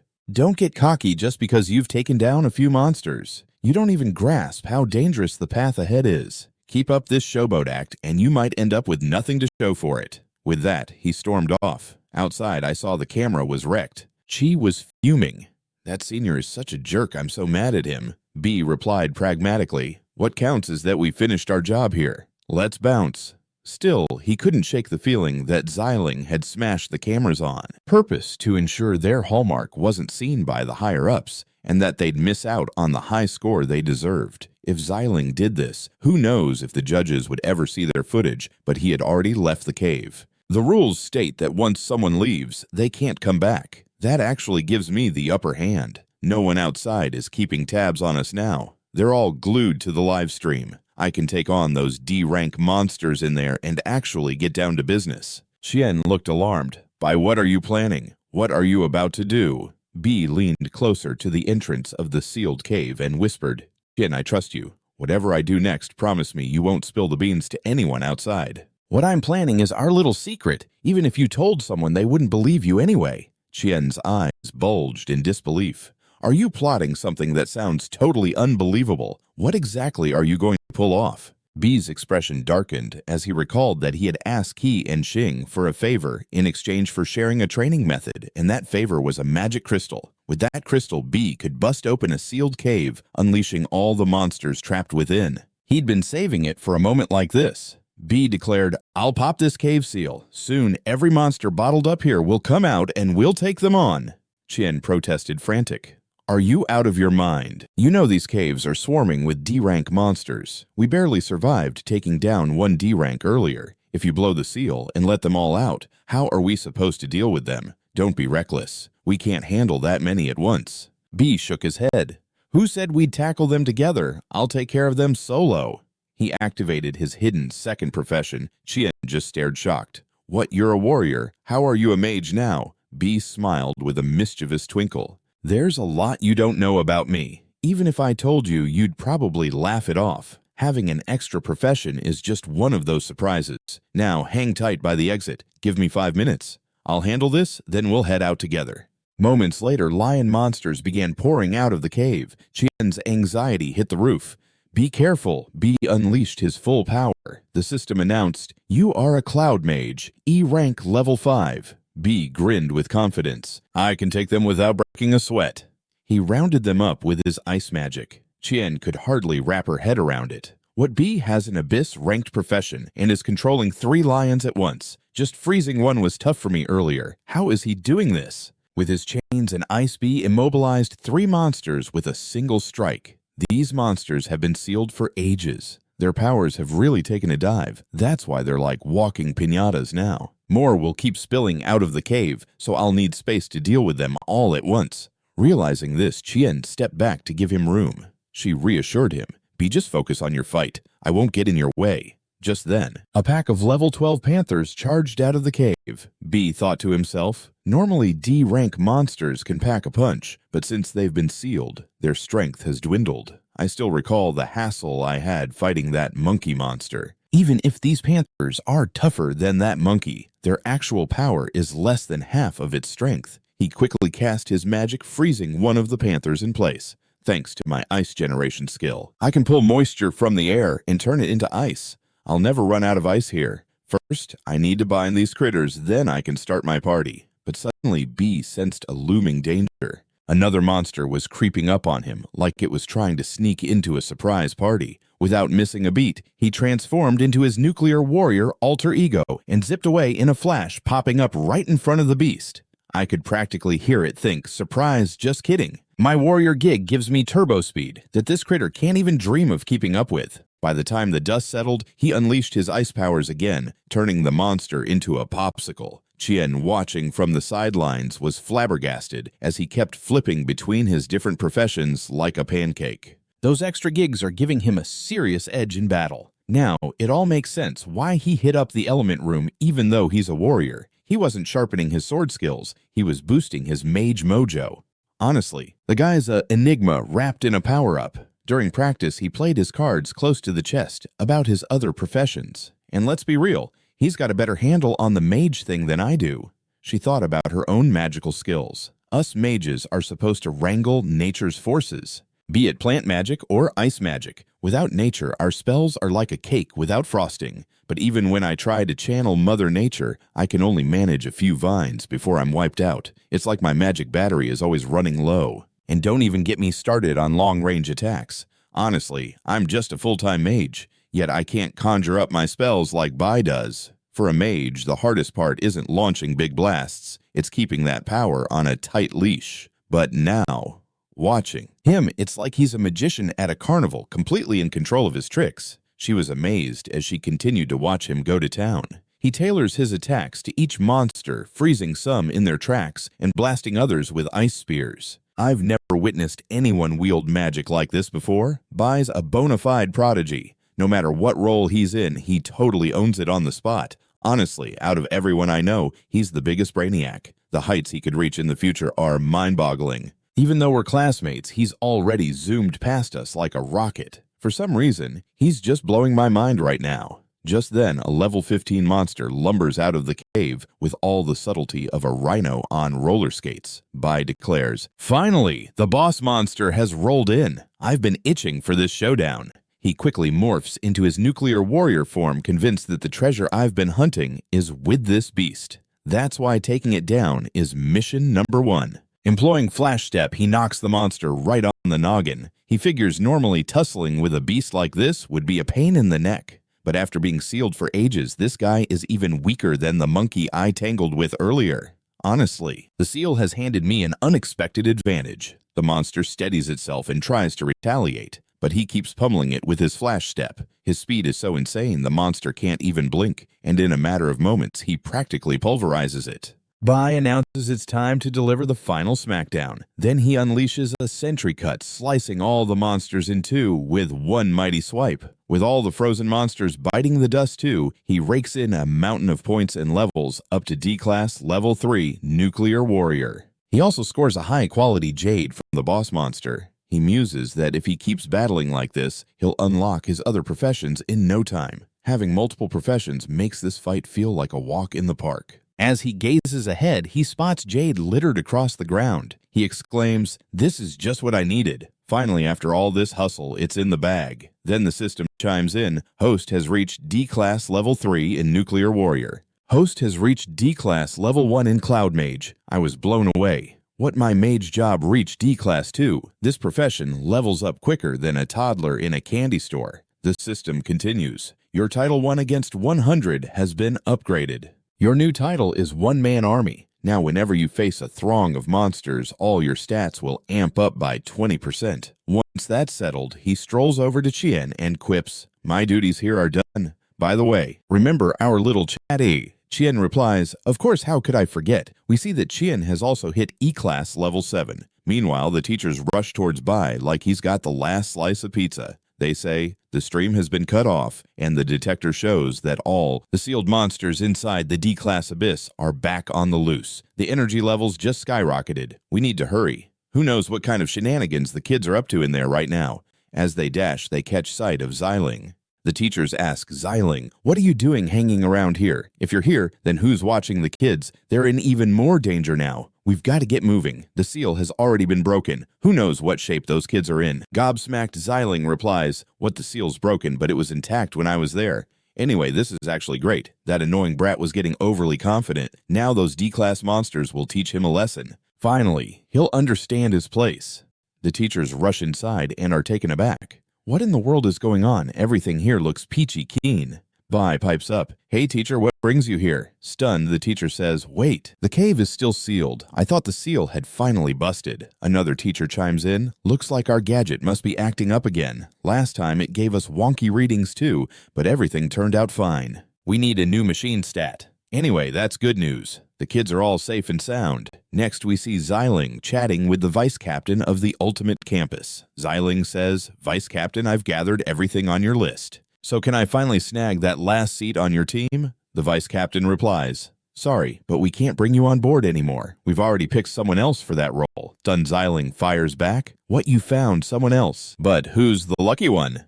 "Vice Captain, this isn't cool. You promised me that spot. My skills and background were totally enough for it, so how could you just choose someone over me?" Just then, the captain drops in and says, "There's only one reason. We found someone who outshines you in every possible way. That white-haired boy was off the charts amazing. You'll never be able to keep up with him." The scene shifts to Chin Woo chatting with someone. "This time, you almost created a disaster. Remember, I worked my tail off to bail you out, so don't screw things up again." The other guy retorts, "Chill out. Last time was just a fluke. I got caught by bad luck. This time, I'm going to be flawless." Glancing around, Jing Woo announces, "I've got some thrilling news. Our Captain Hong is coming next Friday, and you know what you've got to do." The man confidently replies, "Relax. I know exactly what needs to happen." Right then, Jin Woo gets a call from the captain. Jin Woo says, "I'm getting a call from the captain, so I have to bounce now. Don't forget your mission. And one more thing. Don't loiter around. Head straight home first." And the guy in front shot back icily, "Thanks for the heads up, but I got it covered. Besides, that mother and kid should be home, and boy do I have some lessons to teach. Spoiler alert, it's his father we're talking about." As soon as he rolled into his house, it hit him like a ton of bricks crickets. He grumbled, "Where the heck did they vanish to? I was all set to unleash my fury the second I got back. Those two must be playing hide and seek." Bouncing from this house was a colossal blunder. Sooner or later, they'll land right in my lap. And when they do, oh boy, I'm dishing out a lesson they'll remember like a bad haircut. This time, I'm going all in. Game over for them. Cue the dramatic music. Check it out. He hands his mom a shiny jade stone. Mom, this little gem is a communication jade. You keep it close. I've got one just like it. If you're ever in a pickle, smash that jade, and I'll come flying to your rescue faster than you can say, Super Son. With this on you, I can step out without sweating bullets. If you didn't have it, I'd worry so much I'd probably need a therapist. He pondered. Funny enough, in my last life, my dad never treated Mom to any bling. This is probably the first time she's even wearing something this fancy. Last time I was too useless to help her out, but now I can give her something special. It's like winning the mom lottery. His mom beamed and asked, Hey kiddo, why do you always become a couch potato on weekends? You ought to hit the town with your friends. You're no baby anymore. You should go out there, make memories, and have a blast instead of being cooped up with me, she encouraged. He shot back, Relax, Mom. I'm happiest when I'm hanging out with you. Besides, who needs friends? His mom's eyebrows shot up. Why would you even think that everyone needs buddies? Friends are like the spice of life. Go out, bond, and have fun, or life is going to get dreadfully dull. He thought quietly, It's not that I never had friends. Trust me, I once had pals who would leap into the fire for me. Too bad I couldn't save them. Now in this life, who knows what's up with them? The road I'm on might mean we never cross paths again, but that's cool. I'm grinding hard for their safety. Even if they never figure out who I actually am, just knowing they're safe because of me is good enough to keep my heart happy. The scene cuts again. He found himself chilling outside a dungeon. If my mom is ever in a pickle, she'll give me a shout ASAP. Now that worry's gone thanks to the jade, I can focus on bulking up my strength. The silver lining is I know about a dungeon that's under everyone's radar. It opens at midnight and shuts down at 1 a.m. No wonder nobody's found it. But here's the twist. I only get 1 hour inside. Time to hunt serious monsters. He strutted into the dungeon full of grit. I have to beef up no matter the cost. I don't know when my dad will break free or come back to stir up trouble. But when that day rolls around, I need to be ready. In my last life, I packed a serious punch. But even that wasn't enough to keep anyone safe. So to me, that power was about as useful as a chocolate teapot. If I can't use my strength to protect my loved ones, what's the point? In this life, I'm set to level up enough to guard everyone before it gets too late. I refuse to stand by and watch anyone take their last breath in front of me again. With his resolve fired up, he carved through monsters like a hot knife through butter, racking up 260 experience points. He spotted the monster he had been itching to battle. He charged ahead, unleashing his fury. I really don't care. Whatever it takes to get strong, I'm in. Suddenly, a horde of monsters jumped him all at once, latching on. So you want to play tag too? Fine, I'll wipe the floor with you. He hacked through them, relentlessly stacking up experience points, even though he was taking a real beating. Between gasps, he thought, this dungeon is a real thrill ride. Facing tougher opponents just shows how much I still need to grow. I know I'm not yet ready to face my dad. If he popped up right now, I'd be toast. And that genius of an enemy, my biggest foe. He's probably miles ahead of me, but I'm not stepping into that showdown as the underdog. When we finally meet, I'll obliterate him. I'll show him who's boss. He tightened his fists. No shortcuts to power, my friend. No matter how tough the enemy gets, I'm going to battle. I'll endure and I'll become stronger. Only then can I bring them back down to earth. He surged toward the monsters again. Gritting his teeth, he activated his sentry cut. Fighting them one at a time is a waste. Let's end this in one grand swoop.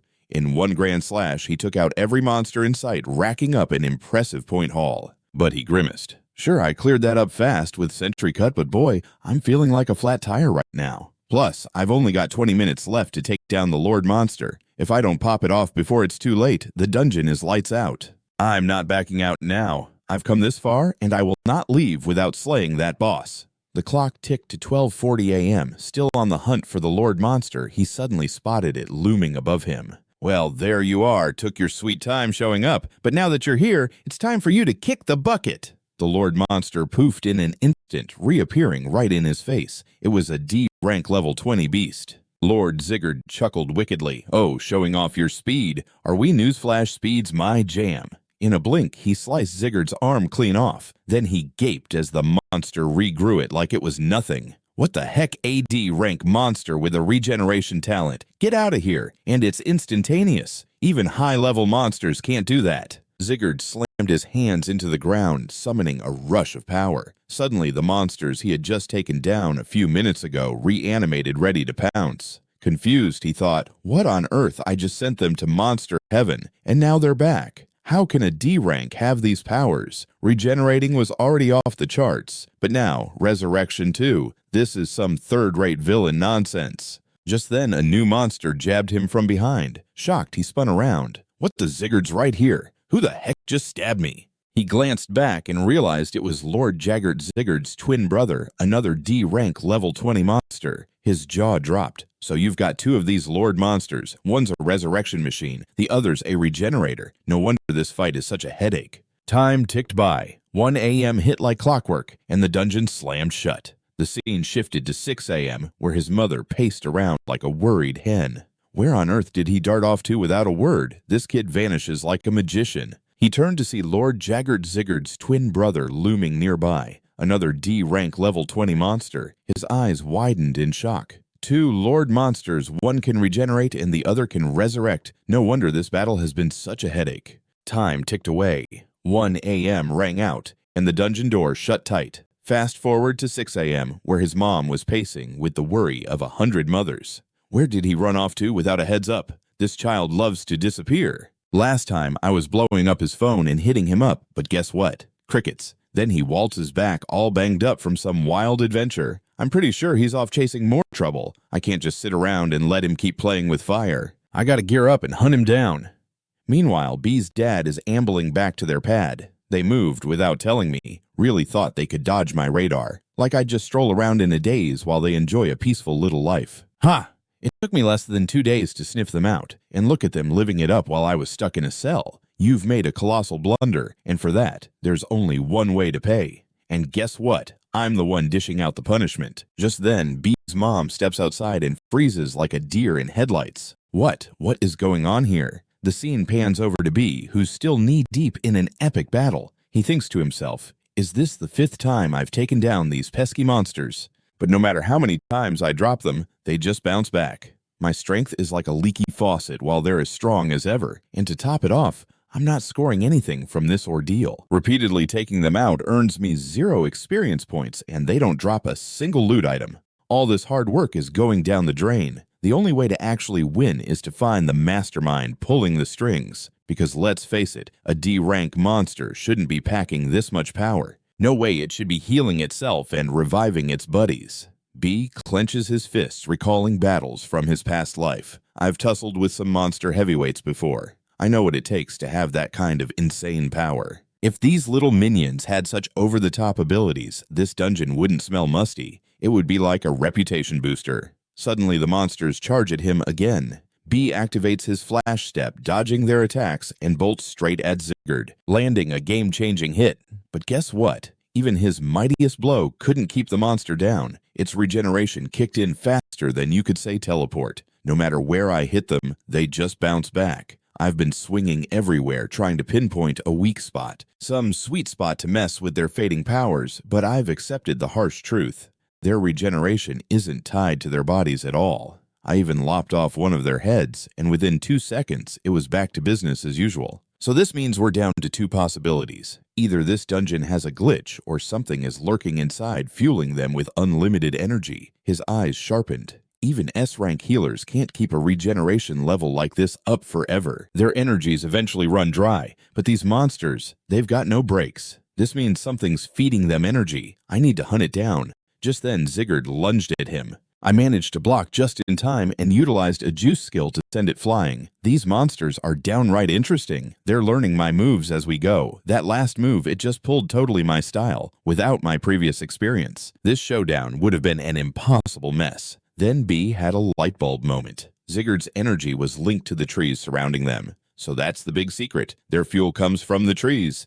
Finally, I got it. Once I chop them down, dealing with these monsters will be a piece of cake. He shot them, a fierce look fire in his eyes. If the trees are your battery pack, then I'm gonna chop every single last one. Let's see how long you last after that. With lightning speed, B dashed toward the trees. Ziggurat attempted to intercept, but B sliced off its arms in a flash. You're all drawing power from the tree folk, and I should have caught on sooner. This forest is packed with trees. Naturally, they're your power source, and that's the only thing keeping your regeneration alive. Zigguard, panicking, exclaimed, "No, don't do it." But B smirked, too late for that. With one colossal swing, he chopped through the trees. He declared, "At last, now that I've taken these trees down, wiping you out will be a cinch. It took me so much effort to bring you to this point." The moment he sliced the trees, he switches his profession to Cloud Mage. In the background, Jagger shouts, "Brother B, we gotta stop him at all costs. If he brings those trees down, we're all toast."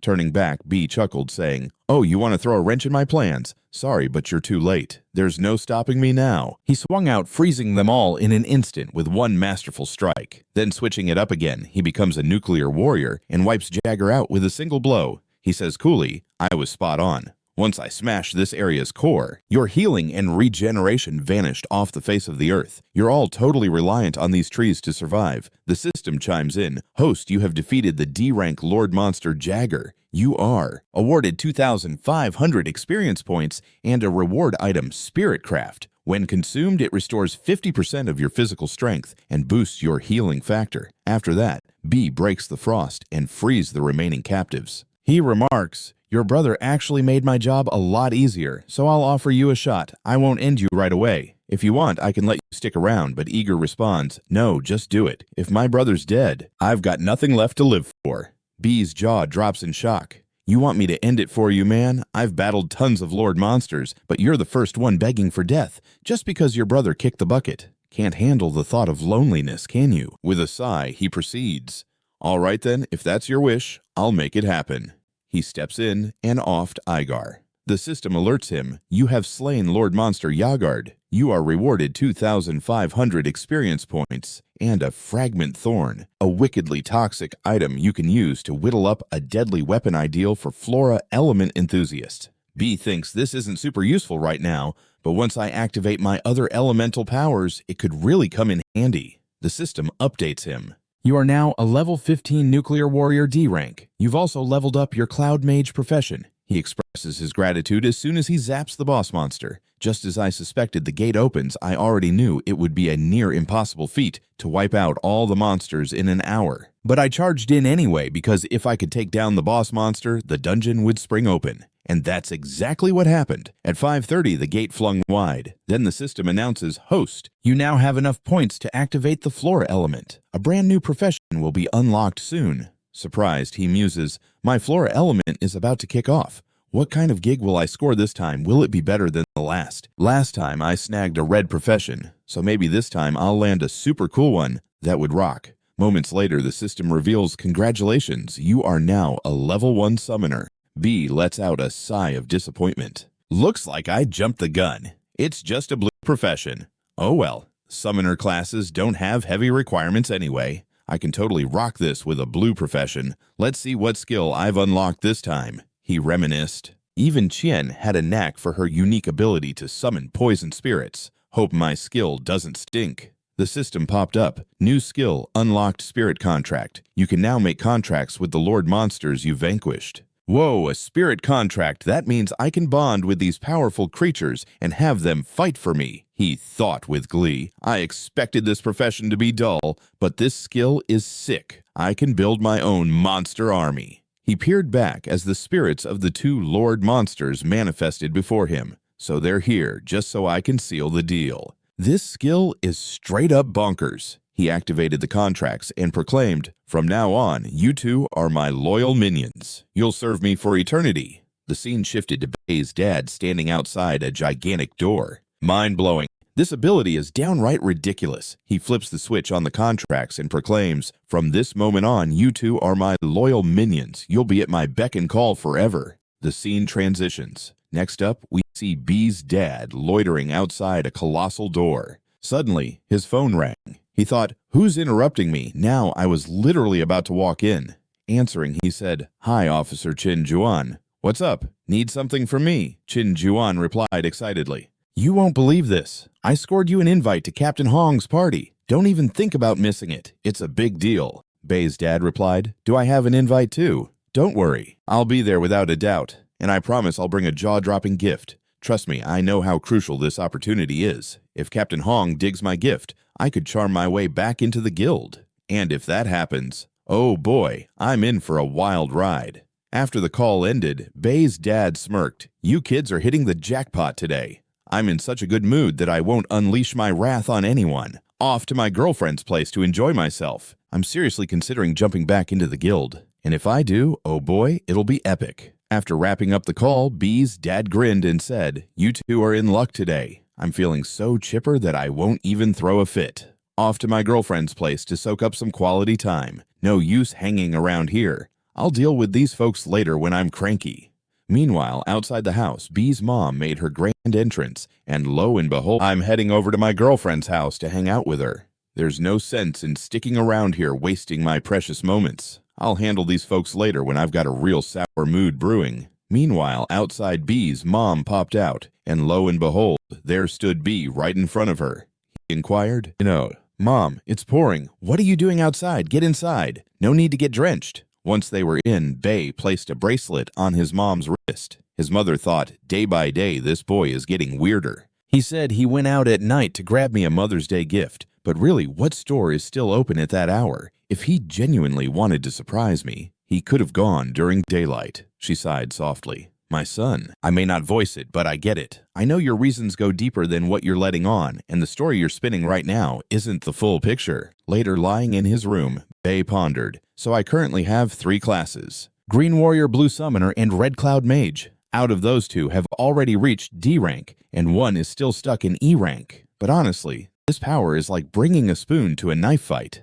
I know it's not enough. With this level of strength, facing Dad is going to be a joke. It's been 10 days since I got him locked up, which means in 5 more days he'll be back on the streets. My dad is sharp. No matter how mad he acts at home, he knows how to twist things outside. There's a good chance he's greased a few palms. And he'll be out even before the 5 days run out. That's why I gave Mom those gifts early. They'll definitely cushion her if things go south." Sunday morning, Bayi stood outside the dungeon entrance, lost in thought. "Running away from my problems won't get me anywhere. I need to cut the roots of this mess. If Mom is in danger, there's no way I can focus on powering up. To keep her safe, I've got to wrap this up with Dad like yesterday." He clenched his fist. "There's only one option.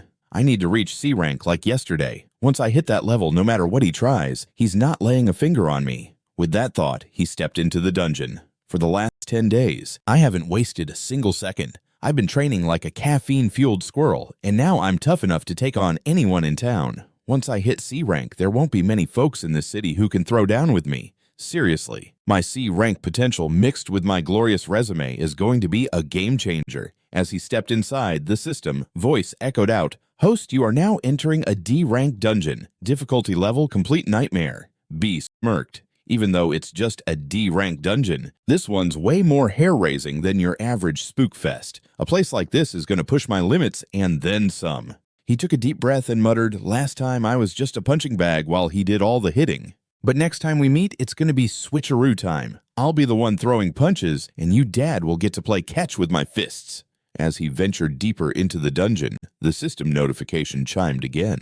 "Host, you have acquired a new title, Key of Bravery. Anytime you step into dangerous dungeons, your stats will boost like a soda can on a roller coaster." Stunned by this, he thought, "What's this? Just by showing up, I'm unlocking new powers. Who knows what kind of goodies await me down the rabbit hole?" The scene shifts to his school. The teacher beams. "I'm thrilled to share the latest exam results. Our class knocked it out of the park, and the top score in the whole school goes to our very own B." Chien claimed second place, making her the runner-up in the academy. The teacher rolls on. Both of them absolutely crushed it. Their exam videos even made it to headquarters for evaluation. And get this, after crunching the numbers, the officials were floored. No one in history has ever hit scores this high before. Because of that, both of them are officially in the running for the special training program. You two will be shipped off to Shang Nation, where you might even get the rare chance to rub elbows with the gods themselves. This is the kind of thing even top-tier hunters dream about, and you're getting it while still young. The class erupted in cheers. Wow, they've really pulled a rabbit out of a hat. When they went for that D-ranked dungeon, everyone thought it was a head-scratching choice, but their performance was nothing short of legendary. We all knew he'd emerge victorious. But brushing shoulders with gods, that's next-level flex. Everyone starts bragging. "Can you believe it? Our classmate gets to meet the gods. What a show-off." Meanwhile, B quietly thinks, "Honestly, everything I've done was just my ticket into Shang Nation." I didn't think I'd get to meet those pesky gods so soon. I figured it'd be later, but looks like fate has some spicy plans in store. No sweat bumping into them early might actually be a blast. Tears fill his friend's eyes as he says goodbye. You've really hit the big time. I'm so proud of you. It's making me misty-eyed. Just promise me one thing when you make it to Shane Nation. Don't forget about your pals still stuck here. All right, the bespectacled guy thinks to himself. I always knew he was a diamond in the rough. While no one else noticed his tireless grind, I did. And now the whole world is finally catching on. Cut to the director's office. The director chimes in. Are you absolutely sure you don't want to jet off to Shane Nation? This is a once-in-a-lifetime shot. Your dad rarely has a spare minute, but he came back just to escort you there. You could hang out at headquarters and experience everything by Chien. King Xing responds with conviction. Uncle, no way am I going this time. I snagged third place in the competition. Losing to Dubai, I can deal with that. But falling behind Chi too, that's telling me I still have a way to go. I'll only go when I've genuinely earned it. I don't want folks thinking I got there just due to family connections. If I've got real talent, I'll make my own way. If not, no amount of help will save me. So I'm passing on this one. But next time, I'll put on a show that nobody will ever forget. If I'm going to rise, it'll be by my own grit, not riding on my family's coattails. The director beams and says, hearing that makes me swell with pride for you. With your determination, I'm sure you'll become incredibly powerful, maybe even outshine everyone in your family one day. I just wish your dad could see how far you've come. He'd be bursting with pride. Kai and Xing nod and say, Uncle, I'm skipping headquarters, but I do need your help with one thing. Remember that D-rank dungeon behind the mountain? Please let me enter it solo. If I go in with family staying close to me, I'll never feel the real thrill of danger in battles. And if I don't face real danger, I'll keep losing for eternity. That's why I need to tackle it alone. The scene shifts once more, this time to the principal's office. We see Xiling pleading earnestly, Uncle, please help me out here. I'm the only heir of the Z family. If I can't even get in despite my powerful lineage, what's the point of being a Z at all? His uncle Zun glares at him and says, Oh, so now you remember you belong to the Z clan. I thought you've been acting like you'd forgotten that, considering your recent foolish shenanigans. You know damn well I could have whisked you away any time if I wanted, but instead, you've made a mess for everyone. Tell me what on earth possessed you to go into the dungeon with those kids. What were you aiming at? Ed, did you genuinely think no one would notice your little theatrics? Everyone saw you buffing that monster, and I'm the only one who knows how much effort it took to fish you out. You seem to think the higher-ups have been living under a rock, that you're the only genius in the entire country who's got it all figured out, and that no one would catch on to your antics. Spoiler alert, everyone saw exactly what you did. I literally had to plead with people to keep this under wraps, something I've never had to do before. The embarrassment you've brought to this family is off the charts. If you weren't the Z family heir, you wouldn't even be allowed in this school right now. Your career, your future, all would be done and dusted. You realize what a colossal blunder you've made. Trembling Xiling falls to his knees, his voice trembling. Uncle, please forgive me. I had no idea it would blow up like this. I know I messed up big time. I swear it won't happen again. Junkin sighs and says, all right, get up. There's no use pretending you've got it together anymore. You've already made your bed. But due to your foolhardiness, we stumbled upon something noteworthy. That kid Bayi, he's not your everyday run-of-the-mill student. His growth and abilities are on a whole different level than any standard awakener. The higher-ups think he's something special. That's why everyone is now keeping tabs on him. And trust me, being under the watchful eye of the higher-ups isn't a walk in the park. It's risky. Do you know why the gods summoned him? They want to investigate just what makes him tick, how he's able to grow leaps and bounds compared to typical kids. He leans in his tone low and serious. I can bring you along on this training adventure with the others, but before you take a step, you'll need to leave two things behind: your anger and your pride. The folks you'll meet there are way powerful than you. And if you dare show an ounce of arrogance in front of them, even I won't be able to safeguard you. So leave all of that behind, and if you stir up trouble once you're there, don't expect me to bail you out. Xiling nods vigorously. Yes, Uncle, I understand. No worries for me. I won't cause any commotion. But deep down, he smirks and thinks, just wait, you scoundrel Bayi. Last time you humiliated me enough. This time I'll make you pay for it. And as for you, Bayi, act all innocent and prim all you want. One day, you'll be mine. The scene shifts once more, this time to B's classroom. B's friend stares at him in disbelief and exclaims, "No way, I can't believe my peepers. This is an invitation from the ultimate crew, the baddest group in the whole school." Dude, you've been personally invited by them. That's basically a VIP pass into the God Guild. No entrance exams for you, my friend. The other kids gasp. The leader of the ultimate crew is that golden assassin, right? She's the only one to awaken a golden profession in years. Everyone dreams of joining the ultimate crew, but only a select few make the cut. For them to reach out personally, that's absolutely massive. And get this, up until now, they only accepted high school students. Bayi will be the first junior high student they've ever invited. Overwhelmed B's friend's eyes brim with tears. Bayi, you did it. Seeing how far you've come, it honestly brings tears to my eyes. But B simply stands up, his expression unfazed. He snatches the invitation and tosses it right into the trash. Then he coolly states, "Just put it where it belongs." B's friend stares at him in utter astonishment. "Wait, what did you just do? You tossed the ultimate crew's invite into the trash? Do you even realize what you just did?"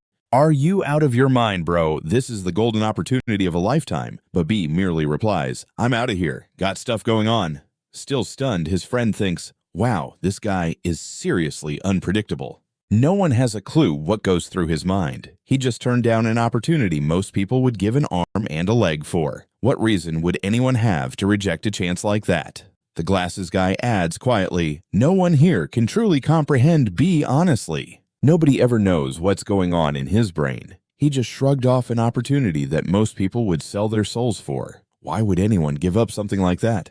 The guy with glasses muses quietly. No one here can really grasp it, but honestly, even if the creme de la creme of guilds in the whole country extended an invite, he'd still send them packing. The journey he's on isn't meant for team players. He's crafting his own path where only ESL counts. And that's precisely why group activities are off his agenda. The scene transitions to the back of the school near the Rocky Mountain area, basking in the soft glow of twilight. There, Kai and Shen were hanging around waiting for Bayi, just like I said they would. "I snagged you a pass to the D-rank dungeon. No one ventures here after dark, so feel free to train without interruptions. We've got no time to waste. Let's dive in." Bayi wears a serious look. The beasts lurking in D-rank dungeons are seriously tough cookies.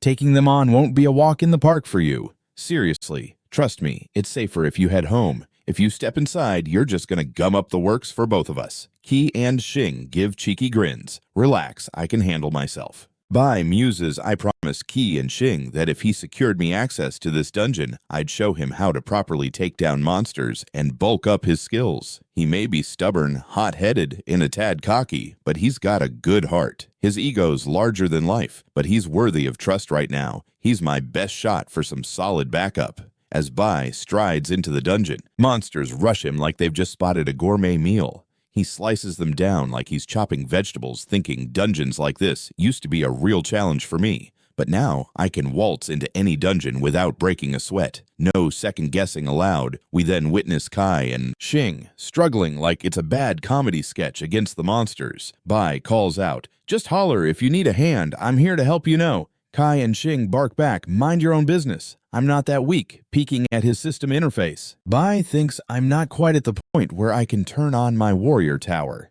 Gonna need to grind a ton more. As he glances around, it's clear he's already taken down nearly all the monsters in his vicinity. Looks like this dungeon isn't going to help me level up anymore. Time to hunt some meaner beasts if I want to get even stronger. The next day, we see Bayi, Qi, and Xing entering a different dungeon. Bayi ponders, the higher your level, the tougher it becomes to level up. Ever since I hit D-class in my warrior gig, my progress has lagged considerably. If I'd kept leveling at my previous pace, I'd probably be a C-class by now. As they venture deeper, a monster suddenly leaps at Kai and Xing. But before it can make its move, Bayi jumps in, saving the day. Frustrated, Qi and Xing yell, "I told you no butting in during my fights. What gives?" Bayi shoots back, "If I had let that happen, you'd be part of the monster buffet by now.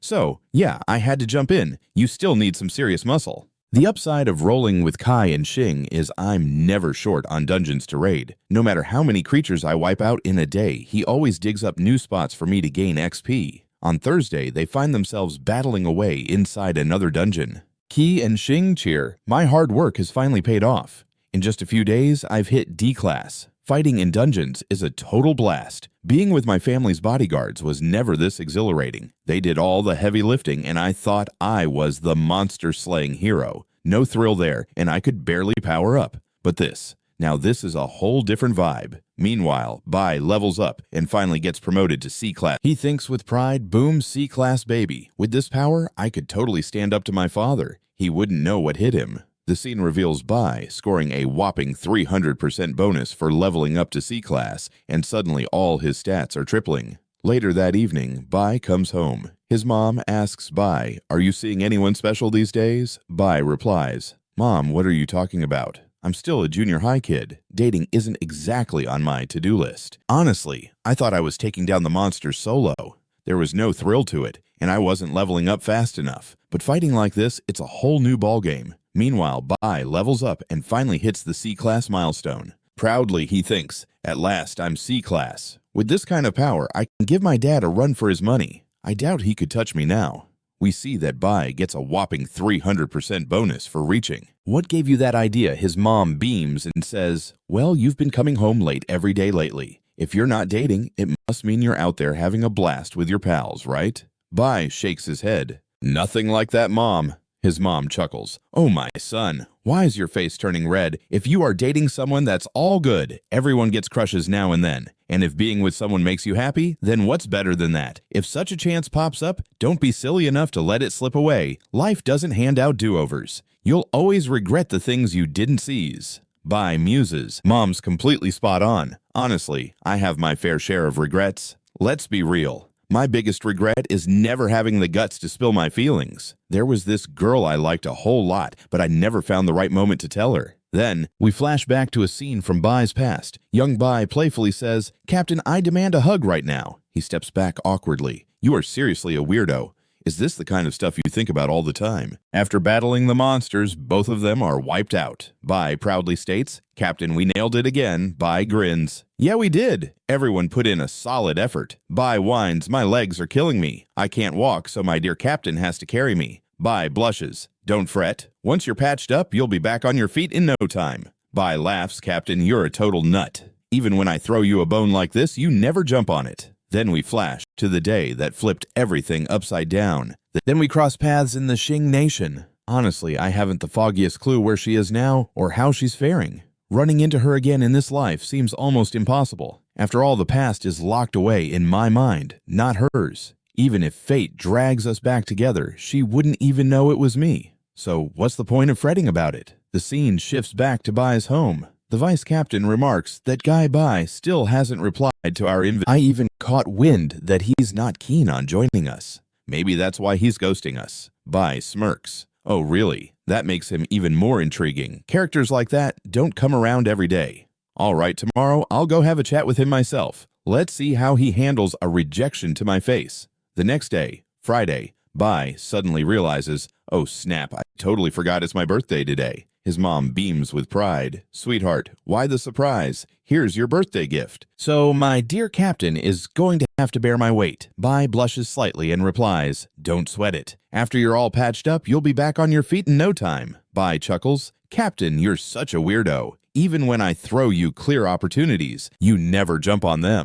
Then we flash back to the day that flipped everything upside down. The day Bayi met his end right before his own eyes. Even though rage bubbled up inside him, he was powerless. Bayi thinks to himself, in my past life, my master saved me. After that, we finally reunited in Xing Nation. Honestly, I have no clue where she is now or how life's treating her. Running into her again in this life seems about as likely as finding a unicorn. After all, the memories of the past are mine alone, not hers. Even if destiny pulls us together again, she wouldn't even recognize me. So what's the point of pondering it anymore? The scene switches to Bayi's house. The vice captain says, that guy Bayi still hasn't hit us back about our invite. I even caught wind that he's not keen on joining us, which might explain his silence. Bayi smirks. Oh really, that just makes him all the more intriguing. Rarity like that doesn't come around often. Fine, I'll go ring him up myself tomorrow. Let's see how he dares to turn me down face to face. The next day, Friday, Bayi muses, oh right, I totally spaced that today is my birthday. His mom grins. My son, why the surprise? This is your birthday present. Unwrap it and let's check out what I've got for you. Surprise, a birthday present. Can you believe it's been 20 years since someone thought to get me one? As he pulls out the gift, he spots a scarf and thinks, a scarf, seriously? It's basically summer. What am I supposed to do with this thing? Hold up, it's sunny here, but in Xing Nation they're probably dealing with a snowstorm right about now. He glances up and asks, Mom, how did you know I was planning a trip to Xing Nation? I never spilled the beans. His mom chuckles. Well, Xing Nation is a chilly spot, you know. Even if it's warm here, it'll be an icebox there, so this scarf is going to be a lifesaver. And who said, I don't know. I just somehow always know what my kid's scheming. B smiles softly, realizing she gets me. Even when I keep my plans under wraps, she somehow has a sixth sense for what I'm up to. His mom adds, Here, grab some cash too. Go out with your buddies and have a proper birthday bash. B replies softly, But Mom, I told you I don't really have any friends, so who would I even party with? Later at school, he spots a quirky doll in front of him and thinks, what a bizarre little creature. Kinda weird looking. Just then, a friend bounds over grinning, Dude, this is your birthday gift. You're gonna love it. It's one of my all-time favorites. B smiles and says, Thanks for the gift. Just at that moment, the glasses-wearing guy strolls in and scoffs, You call that a gift? A real gift is something the recipient actually digs. You have no clue what I like, but I do, and I brought you something so special, it was like pulling teeth to get. But for you, my friend, anything is worth it. When B sees the gift, his jaw drops. He thinks, This is my favorite flick. The Prestige, I've always wanted to see it, but I never had the tape. How did he even know about this? A smile creeps across his face as he remembers all those old movies we used to binge-watch together. The girl with glasses says, Bayi, it was a struggle to track down that tape. Just keep it under wraps from the teacher, or it'll get snatched up quicker than you can say, teacher's pet. Carefully tucking the tape into his bag, Bayi replies, Thank you so much. This is seriously an epic gift. Right on cue, Chi strolls over and says warmly, Happy birthday, Bayi. Hope you dig my gift. Bayi's friends are wide-eyed. Wait, what is she really gifting him an A-level magic weapon for his birthday? That's gotta be a fortune. Turns out the gift is actually a fancy A-level artifact gemstone. Bayi thinks to himself, this has to cost a bundle. He looks over at Chien and says, Hey Chien, thanks a ton for the gift, but honestly, this is way too much. I can't take it. Chien smiles warmly and replies, Bayi, if it wasn't for you, I wouldn't have even made it through the lower levels. Seriously, you've helped me so much. And honestly, this is just a drop in the bucket. I have bags of gemstones like this back home. Just take it. Please. Bayi pauses thinking, if I'm being logical, I really do need to up my game. This gemstone could be a major boost, and since she's being so sincere about it, I really can't turn it down. Besides, this particular gem is super helpful for mages. She definitely noticed my profession switch and picked this gift just right. One thing's for sure, she's got some serious thoughtfulness going on. He looks around and continues pondering. Honestly, it means a lot that everyone remembered my birthday. Not only that they actually went out and got gifts for me. One friend brought me something he knew I liked, and another gifted me something that's special to them. Truth be told, I was ready to ghost all of them and disappear, but now I'm really torn. Meanwhile, the glasses-wearing guy whispers to another friend, Aren't there only two pals in Bai's life us? So when did he start getting chummy with Chien? The other friend shrugs, I have no clue. Maybe their friendship bloomed in that dungeon dive they took. Chien turns around, catching them in the act of whispering, and asks, What are you two gossiping about? Startled, the glasses guy quickly stammers, Oh, nothing at all, Bayi. Meanwhile, Bai's internal debate rages on, my heart screaming to return all their gifts and ghost them, but that would be a real bummer. He then gives a faint smile and says, So what are you all thinking? Should we all grab dinner tonight? If you're up for it, count us in. Hearing that, Chien and the glasses guy cheer, What is our bro throwing us a bash? If it's a party, you bet we're in. Another friend pipes up, and I'll choose the restaurant. I know this out-of-this-world place that'll blow everyone away. Meanwhile, other students in the class were whispering, Aren't those high school kids? What's the deal? They never hang out on our side. And look, they seem to be headed straight for our classroom. Someone chimes in, You don't even know. That girl strutting our way isn't just anybody. She's the leader of the ultimate crew. I think she's here to personally invite Bayi to join her squad. Shocked, another gasps. What the leader of the ultimate group came to invite. Bayi, that's a game changer. I hear she's not just powerful, but a knockout beauty too. Everyone raves about her looks. Hearing all this, Bai stands tall and declares, "So they ventured all this way. Huh, great, I'll meet her in person and clear the air that I'm not interested in joining her crew." His friends are thinking, there he goes, again doing something no one would dare do. Meanwhile, Xiling watches all of this unfold and thinks, what's the big deal with that annoying Bai? Why all this fuss to recruit him? There's nothing particularly special about him. Just then, Bai steps out of his classroom and suddenly all the lights in the school go out. Everyone panics, exclaiming, "What's happening? The power has never gone out before.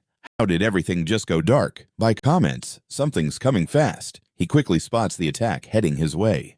Whoever's launching this attack isn't looking to actually harm me. This is just a test run. Looks like they want to see how I'll react. He smirks and thinks, all right, then let's show them how quick I really am. Bai effortlessly blocks the first attack, and another strike comes from behind. He blocks that one too without breaking a sweat. The onlookers gasp. What in the world? Bai's moving so fast we can't even see him. Suddenly, a girl appears before him. Bayi says, "I've got to give it to you. Your reflexes are out of this world. You'd make a perfect addition to my team. Coming here was totally worth it." Bai freezes stunned to see Bayi. Memories from his past flash in his mind as he recalls how he always brushed her off, thinking "You're absolutely the perfect fit for my crew. Coming here was definitely the right call." Bai freezes in shock when he spots Bayi. Memories from the past come flooding back. He recalls always ignoring her, thinking there's always time for later, right? But spoiler alert, he totally flopped when it came to helping her. Bayi chimes in, "Do you have any idea how hard I had to work to drag you here? You ghosted our invite, tossed it like yesterday's trash, and left our calls and texts on read. So, guess what? We had to come find you ourselves. Seriously, nobody else in this town would dare to ditch an invite from us. You're officially the first. That's why I wanted a face-to-face to see what kind of person you actually are." B's friend whispers, and I'm like, good luck saying no to her, who could turn down a stunning powerhouse like that. Bowie adds, "By the way, I've been rambling for ages and haven't even introduced myself properly." "Oh, let me fix that." But just as she's about to get it out, Bai jumps in and hugs her like they're long-lost pals. Everyone around looks like they've just seen a UFO. Xiling thinks this guy must have lost his marbles. Does he even know who she is? Bayi is equally shocked. She's like, "What is B doing?" Bai whispers, "Bayi, so great to see you again. It's been forever." Bali's left scratching her head. "What's this again nonsense? This is literally our first meeting." One of Bai's pals remarks, "He's gone and done it 4 out of 5 stars on the drama scale. I thought he'd flat out reject her and create a scene. But no, he's upped the ante. I always thought my buddy Bai was a tough cookie." But one glance at a pretty face and he turns to mush. And to think, he's falling head over heels for a senior. Another guy in glasses pipes up, "You're mistaken. Bali's not our senior. We were actually in the same class back in junior high." But when she unlocked her powers, she scored a golden job and got whisked off to high school real quick. She didn't even need to audition like we did, so age-wise she's right in the mix with us, not a senior. Chien, still in shock, exclaims, "What the heck is going on? This isn't the Bai I know." Then, like a plot twist in a bad sitcom, Bayi creeps up behind him. She quips, "You saw me," and immediately hugged me. What exactly am I supposed to consider that? Can I take that as a yes to my invite? Trust me, there are loads of perks if you hop on board. The Ultimate Group has a killer future, and our funding is limitless. If you join us, it's access to the A-list resources, top-notch mentors to steer us, plus hands-on dungeon adventures. The minute we join the guild, we'll dominate the scene. Get on this train and your future is set. Bai, pulling himself together, says, "Nah, I can't join your ultimate group. It's not that I'm not interested, it's just that I won't be around long enough to cash in on what you're offering. So I'll have to pass. But don't worry, I'll start my own guild someday. We'll definitely battle side by side. Not as part of the ultimate team, but as guildmates." Just then, the vice captain struts in like she owns the place, saying, "Bayi, why are you always racing ahead like that? Slow down, ever think about me." Anyway, Captain Hong's made his grand return. The principal wants all of us to go meet him, like right now. Bowie replies, okay, I'm on my way. Bye for now, though I hope we bump into each other soon. I heard you'll join the training expedition, right? We definitely will cross paths there. And when we do, I need to grill you on this a long time no-see business, because honestly, I don't remember you at all. But you must be right, so now I'm super curious. She beams and adds, "Well, I'm off. Next time we meet, we've got tons to catch up about." With that, Bayi struts away, leaving everyone speechless. They whisper, "Wait, what just happened? Are we dreaming?" The ultimate group's princess just got rejected, and Bayi turned her down right to her face too. Plus, he's talking about starting his own guild. Dude, you realize that forming a guild is a big deal, right? That's some next-level ambition for a junior hire. Another friend counters, "Hold up, my guy did smash the highest score ever on the entrance test. Maybe he really can pull it off. I mean, none of us would ever dare hug the ultimate group's queen like he just did. And she didn't even look mad. Are we witnessing the rise of our school's power couple?" Meanwhile, I'm in deep thought. I never thought I'd run into Bayi again in this life. Seeing her here today is just too weird. Back in my previous life, we were all under the strict rules of God Guild, where talking about our pasts was a no-no. Because of that, none of us ever shared where we came from or who we used to be. I first met Bayi in Xing City, so I always figured she grew up there. But surprise, she's from my hometown. Back when I was a total flop, we just didn't cross paths. Honestly, I got a ton of birthday gifts today, but running into Bayi again takes the cake. It's exactly what I needed in real life. Later, Bayi and his crew hit up a restaurant to celebrate. One buddy with glasses jokes, "Hey, weren't you the one who chose this place for the bash?" Another friend puffs up with pride, "Yeah, I did. Isn't it awesome? The barbecue here is unreal every time I come." The food just gets better. So I brought everyone here today. Then Chien turns to B and asks, "Dude, can I ask you something? This morning you said you were thinking of starting your own guild. Were you serious about that? Also, what's the deal with you leaving the city? Are you skipping out on high school here?" Bayi nods, saying, "Yep, I'm off to Xing Nation soon. I plan to finish high school there." Everyone stares at him, jaws dropping. "Wait, what? Xing Nation? You're seriously thinking of starting a guild at your age?" He chuckles. "Nah, I'm just going there to study, not to create a guild, even if I did decide to start one." "Do you think people would actually join a guild led by a high school kid?" His friends laugh, but one insists, "Still don't forget you'll have to ace some grueling entrance exams to get in there."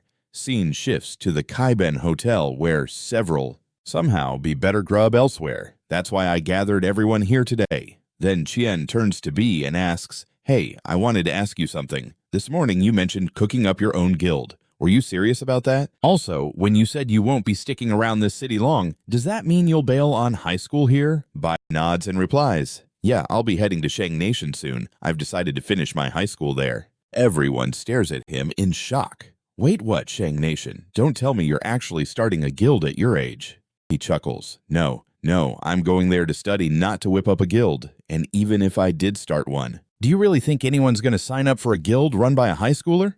His friends chuckle, but one adds, "Still, you'll have to pass some serious tough entrance exams to get in there." The scene shifts to the Kaiben Hotel where the police officers were rolling out the red carpet for Captain Hong. He struts in like he owns the place and exclaims, "You guys nailed the setup, very impressive." But as soon as he steps foot in the hall, his face goes from a smile to a thundercloud. He can't believe his eyes when he spots an unexpected guest. Right next to Chen Jiayu is the one and only Lin Chen. Captain Hong shoots him a laser glare and says, "Hold up, by Lian I thought he was stuck in detention for 15 days. How's he out already?" "Don't tell me, Ju," he growls. "You slipped someone a bribe to let him out." Ju stammers like a deer in headlights. "No, sir, it wasn't me. He paid double for his bail. Everything's legit. The final say came from Captain. We're just doing what we're told, sir." The vice captain steps in like a referee at a boxing match and says, "Okay, I get why you let him go. But what's this loser doing crashing Captain Hong's party? If the captain sees him, it's game over. What's our plan then?" Jua sighs and answers, "Chill out. You know Lin Sheng got booted from the guild over something minor. He's just here today to suck up to Captain Hong. He's brought his entire family fortune to try and beg his way back in." But then, Captain Hong's loud voice booms through the room like a rock concert. "You scoundrel, how dare you show your face here, I told you before? I don't even want to see your ugly mug. This spot's for the God Guild members only. You're just a stray dog, scram right now. And if I have to haul you out myself, it won't be pretty." The whole room freezes. Hua is completely frozen in fear, shaking like a leaf. "Please, Captain, have mercy. Just listen to me once. I only came to clear the air." But Captain Hong grabs him by the collar and snarls, "Oh, so you think you can tell me what to do now? Looks like you're not remembering your place very well. You aren't even worthy to stand here, let alone have a chat with me. Now pick up your trash and scram before I lose my cool." If I get mad, you might as well kiss your life goodbye. I'll toss your body out in pieces." The bodyguards swoop in, grabbing Lin Sheng and all his stuff, shoving him out of the hotel. They laugh. "You really embarrassed yourself for nothing. If you still have a shred of dignity left, don't ever show your face here again. Did you think you could win over Captain Hong with your family's cash? Bribing mere officers is one thing, but coming for him? You moron. Even all your money is a joke to someone like him." Outside, Lin Sheng's face contorts in fury. "How dare he insult me like this? I just came to chat and that arrogant punk made a fool out of me in front of everyone." He clenches his fists, shouting, "He's just a captain. A captain. Who does he think he is? I've never been humiliated like this. He just made the biggest mistake of his life today. I'll take them all down. Every single one who's crossed me. And first on my list is that brat and his mom. They'll be my perfect punching bags." Fuming with rage, Lin Sheng storms off until he reaches Bai's house. At that moment, B's mother steps outside, and upon seeing Lin Sheng, her eyes widen in horror. Lin Sheng stands there grinning wickedly, saying, "Well, isn't this just peachy? What a lucky day for me. You delivered yourself right to me, ready to meet your maker. Don't worry, since you worked so hard to get here, I'll make it a swift exit for you." Meanwhile, over at the barbecue spot, I'm hanging out with some friends, keeping an eye on a few younger students nearby. One buddy pipes up, "Those kids, they're from Xing Nation. If you join Miracle Academy, they'll probably be your classmates." Another chimes in, "Actually, hold on, since you haven't even hit high school yet, they'd all actually be your seniors. Honestly, it's kind of a bummer you're leaving soon. I thought after tonight's dinner, our friendship would be stronger. But who knows when we'll all chow down together again." Chien cuts in, "Oh, come on. Who said he's leaving anytime soon? He still needs to pass the entrance exam before even thinking about it. And those tests are notoriously tough. If he bombs, he'll be stuck here studying with us anyway." B has a slight grin, but inside he's getting that uneasy feeling. I have this nagging sense that something awful is on the horizon. His friends raise their glasses cheery as ever. "Forget all that, it's your birthday. Let's celebrate, cheers, and happy birthday, Bai." The scene shifts over to Bai's house, where Bai's mother sits quietly, holding the necklace her son gifted her. Suddenly, Lin Sheng growls, "Every time I see your face, I just feel rage. But for the first time, I'm actually calm. Finally, I can snuff out this fire inside me. You and your precious boy thought you were being clever by hiding houses, but you fools are still in my city trying to hide. Good luck with that." He steps menacingly closer. "Now who's footing the bill for your fancy digs? Your worthless little son can't even afford this place. Tell me about your new husband. I'll kill him too, right here, right now. Looks like you've been living the good life lately, but I'm here to end that happiness." Just as he raises his fist to strike, something catches his eye, the bracelet on her wrist. He freezes for a moment. "What's that? Where'd you get that? Who gave it to you?" Startled, Bai's mother tries to hide the bracelet behind her back. Lin Sheng lets out a dark chuckle. "You might not be able to talk, but you're still a crafty one, aren't you? Based on that bling, you must have snagged some rich fool. Otherwise, how could a beggar like you afford to live here? That bracelet, you couldn't buy that in 8 lifetimes. I go MIA for a few days, and you immediately show your true colors. Great. That just makes it easier to take you out." He swings for a brutal punch, but before it lands, the bracelet on her wrist starts glowing. In a flash, 2 powerful spirit entities burst forth, Zigguard and Jaegert, zipping around like they're in a race. They block Lin Sheng's attack without breaking a sweat. Lin Sheng stumbles back, flabbergasted. "What? What is this?" Jaegert's voice booms with authority. "Our mission is to protect the Master's mother. We won't let anyone harm her." "How dare you lay a hand against the mother of our master?" At that moment, Bai's mother has a spark of realization. She whispers to herself, "This bracelet, it's the same one Bai gave me for Mother's Day. He told me to always keep it close, even when he's out of sight. So this is why he wanted me to wear it." Meanwhile, Zigguard charged ahead and unleashed a colossal strike aimed at Lin Shen. Lin Shen barely managed to fend it off, but the force of it rattled him to his very bones. Then Jagger jumped in with a vicious punch, sending Lin Shen crashing to the floor like a sack of potatoes. Lin Shen growled, wiping the blood from his mouth. "You two really timed your entrance perfectly. Now I've got a punch bag for my frustration." Scene switch. We zoom in on Bai and his buddies chilling, chowing down and living it up at the party. Suddenly, Bai's face scrunches up. "What's this ominous vibe creeping in? I can't shake it. I should check on Mom. Something's definitely off." He sprang up from the table. "Guys, I just remembered something crucial. Be right back." One of his friends shouted, "Hold on, dude. It's your party. How are we supposed to have fun if you bail? Are you even coming back?" Bai offered a weak smile. "No worries, I'll be back before you can say, party pooper. Just gotta handle something urgent. Trust me, I wouldn't skedaddle if it wasn't important." Flash to Bai, hustling through a shadowy alley, dialing his phone. "Hey, Ki and Shen. Remember that situation I told you to keep tabs on? I need a current status report." Qian Xing responded, "Bai, everything unfolded just like you said it would." Bai Lian Xing got released from the slammer earlier than expected. His sentence was supposed to last 15 days, but on day 10, he somehow slipped through the cracks, bribing his way out. "Not long ago, I was at my dad's welcome party. Everyone was having a blast until Bian showed up unexpectedly. He tried to hand something over to my dad, but Dad flipped out and tossed him out of the bash. Right after that, Bian stormed off towards a hotel looking completely furious and muttering like a malfunctioning robot. Then poof, I lost track of him. No clue where he went. That's all the info I got." The moment the call ended, Bai tried ringing his mom, but her phone rang into the void. She must have left it at home. Bai's heart sank like a lead balloon. "That's odd. Mom always picks up my calls like it's an Olympic sport. If she's not answering, it means two things. Either her phone is taking a vacation, or Bai Lian Xing is lurking nearby." His fists clenched. If that jerk is close to her, Mom's about to be in a world of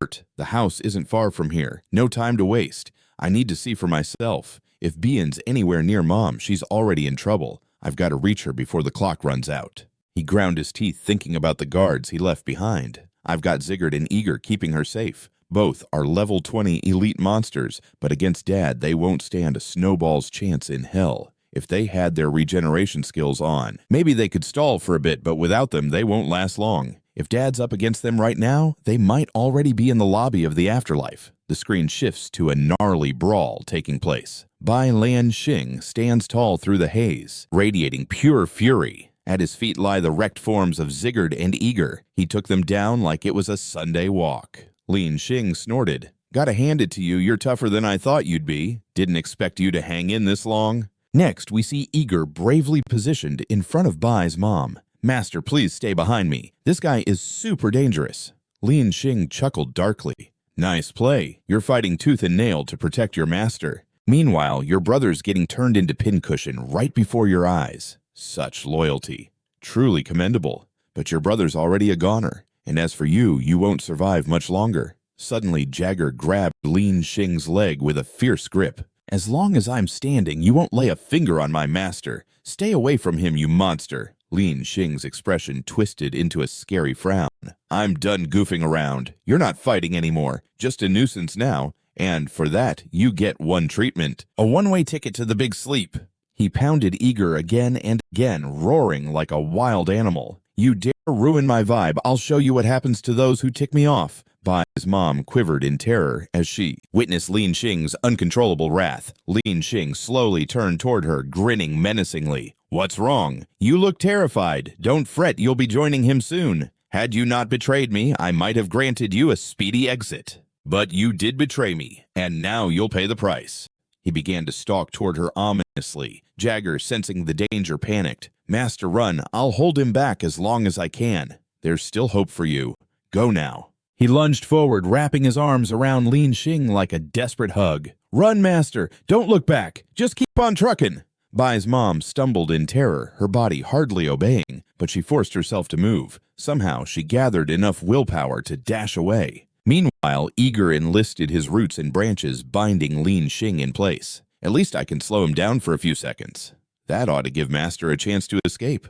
But Lian Xing snarled in fury and unleashed his strength. His aura exploded, snapping all the branches like twigs. In one swift motion, he seized Jagger's arms and ripped them right off.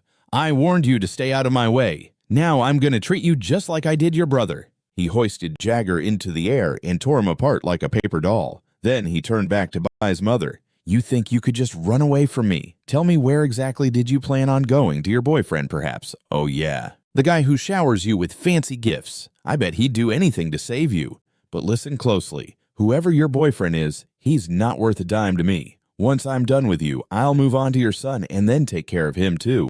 Lian Xing snatched the pendant from around her neck, the gift Bai had given her. "Before I take down your sweetie pie, I'm going to crush this little memento he gave you. First, this gets smashed, and then I'll deal with him. I can't wait to see the look on that loser's face when I do." He crushed the pendant in his fist like it was made of candy. Bai's mom broke down into tears. "That was the gift Bai gave me, and he just shattered it." Lin Xing smirked, inching closer. "You look so devastated. You know, seeing you like this fires me up even more." But suddenly she remembered Bai's words. "If you're ever in trouble, break the pendant immediately. I'll be there no matter what." And just like he promised, at that very moment, Bai showed up. Lin Xing thrust his dagger toward her, but Bai intercepted it with his bare hands. Bai's mom gasped. "Uh-oh, this isn't good. He's come here himself. Now Lin Xing will aim for him too." Lin Xing cackled. "So you're the one who's crashed the party. I was hoping for someone truly powerful. But all I see is a puny kid. No matter, since you're here, I'll take you both out mother and son together." Bai's gaze turned steely. "Lin Xing, you've crossed the line enough. Today, I'm sending you back where you belong. You've made the biggest blunder of your life was laying hands on my mom." Their eyes locked in a silent showdown as the scene faded into B's memory. Young B wailed, "Dad, please, I promise we'll never go out again. Just please don't hurt Mom." Lin Xin shouted back, furious. "Zip it, you crazy woman. Looks like you found some guts. How many times do I need to remind you not to go anywhere without asking me? First, I work my tail off to put food on the table. My shoes are practically threadbare from running around trying to make a living. And what do I get in return? You two giggling behind my back while I'm drowning in work. I must have really messed up in a past life to deserve such a crummy family." Young B wept. "Dad just hit me instead. Don't hurt Mom. She's been through enough already." But Lin Xin kept on ignoring their pleas as he continued his assault on B's mother. B gently recounted, "That day is seared in my memory. It was the first weekend of my freshman year in high school. Mom was bursting with pride. She took me to the amusement park to celebrate, but she made one tiny mistake. She didn't tell Dad. We got home late. That same day, he was out for hours looking for work, and guess what? No one was hiring. When he finally came home, he was like a volcano ready to erupt, and he unleashed all that fury on us. I was an awakener, so the blows were like a feather. But Mom, she couldn't handle it. That day, the monster in him completely took over. He crossed lines I can't even begin to explain. He beat her until she lay still, and I was just there, paralyzed. My tears felt like lava. My anger was so intense I thought I'd explode. And then it hit me, my second awakening. My green rank profession evolved into platinum rank. It was a level of power no human has ever reached. That day, I became the Holy Swordsman. But even with that kind of power, I couldn't bring her back. All I could do was make him pay." Lin Xin pounced forward, swinging his arm like a wild gorilla. B didn't back down this time. B stated coldly, "You've taken everything from me. Now it's your turn." He grabbed the same chain his father had once used to restrain him and wrapped it around Lin Xin's neck. Lin Xin gasped, "What are you doing?" B replied sharply, "How does it feel to be shackled by your own wickedness?" He pulled hard. Lin Xin struggled, then fell silent. B whispered sadly, "I knew offing him wouldn't bring Mom back. But I had to do it for her sake. That day, I lost everything. All that remained was regret." B declared firmly, "In this life, I refuse to carry regret. This time I'll put a stop to things before they spiral out of control." He clenched his fist and turned his father's dagger into dust. B declared coldly, "No matter what you do, you won't ruin our lives ever again." Lin Xin let out a harsh laugh and said, "So you've got the guts to defy me now. You think you can take me on." While I was smashing that necklace, I wondered who would show up here. Turns out it was you. Think you can save her? You can't even save yourself. Today I'll wipe you both out and finally put my rage to bed." B stayed quiet, drawing the Kwanu blade, and using his block skill, he shoved his father back with all his might. Lin Xin exclaimed in shock, "The Kwanu blade, that's my sword. I hid it years ago, and when I checked back at the old house, it was missing. So you're the thief." "Huh," B said calmly. "You don't deserve this blade. You used it to harm others. Now I'll use it to finish you." Then we see that because B arrived, Jaegert and Zigard had already recovered. B commanded, "Eager Zigard, keep an eye on Mom. Don't let her come to harm for any reason. Get her someplace safe, far away from here where no trouble can touch her. Hurry, I'll catch up soon." B's father smirked and said, "Well, isn't this rich? Those two flora critters are your summons, huh? That means you're not just a nuclear warrior. You're also a flora element user. So a dual element user, how rare. Very rare indeed." Even golden professions can't compare to the rarity of dual element users. I gotta hand it to you, kid. You're something else. For someone your age, you've accomplished what no one else has. I've never even heard of dual classes until today. Simply stunning. You've proven without a doubt that you're my son. A lion's son like me can't be trash, but then his tone hardened. However, you've made some mistakes that are unforgivable. You wandered off without asking me. You had the gall to hunt for the Kwanggu blade without me. Do you realize how crucial that blade is to me? I've betrayed people, taken lives, even done time just to get my hands on it. Every bit of suffering I've endured today, every scar, every ounce of pain, it all comes from that blade. I slaved away to obtain it, and you just touched it like it was a toy. For that, I'll never forgive you. I'll admit you're talented. You've got a dual class. A rarity indeed. Because of that, you'll grow stronger. But no matter how strong you become, you'll never surpass me. Dare to defy me, and you'll regret it. Got it. Without waiting for an answer, B charged forward, sealing the deal. B's mother, eyes wide with fear, whispered to herself, "Please, B, be careful." But B stood firm. In a heartbeat, he switched professions and morphed into a shadow. The air shimmered, and suddenly B was solid ice. Seeing this, his father's eyes widened in disbelief. Lin Shin gasped, What's going on? Just a moment ago, you were using only the floor element, and now you're controlling ice too. I've never heard of anyone with 3 elements. What kind of magic is this?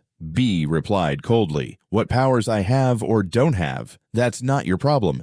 The only thing you should be worried about is what I'm about to do to you. Even with all this power, it means nothing to me. So tell me, Father, if I think this much strength is meaningless, what do you think I see when I look at you?" Furious, Lin Shin shouted, "What did you just say? Looks like you've got a death wish. That's why you're running your mouth about me. I gave you a bit of praise, and now you think you're some kind of hero. Let me remind you, kid, in the race you just entered, I've been a seasoned pro for years. I've fought on real battlefields and earned a C rank through sheer grit. Do you really think I'd lose to a punk like you?" With that, he shattered the ice bindings around them like they were made of tissue paper. Lin Shin smirked. "Picking a fight with me will be your biggest blunder. Today you'll learn what it really means to face a veteran." B calmly replied, "Then what are you waiting for? Come at me. I'm ready to see what you're made of." They clashed. B attacked with breathtaking speed, but Lin Shin managed to block the blows with his forearms. Then B whipped out his dagger and plunged it straight into him. Lin Shin gasped in utter disbelief. "I'm just hanging around to see what you can really do."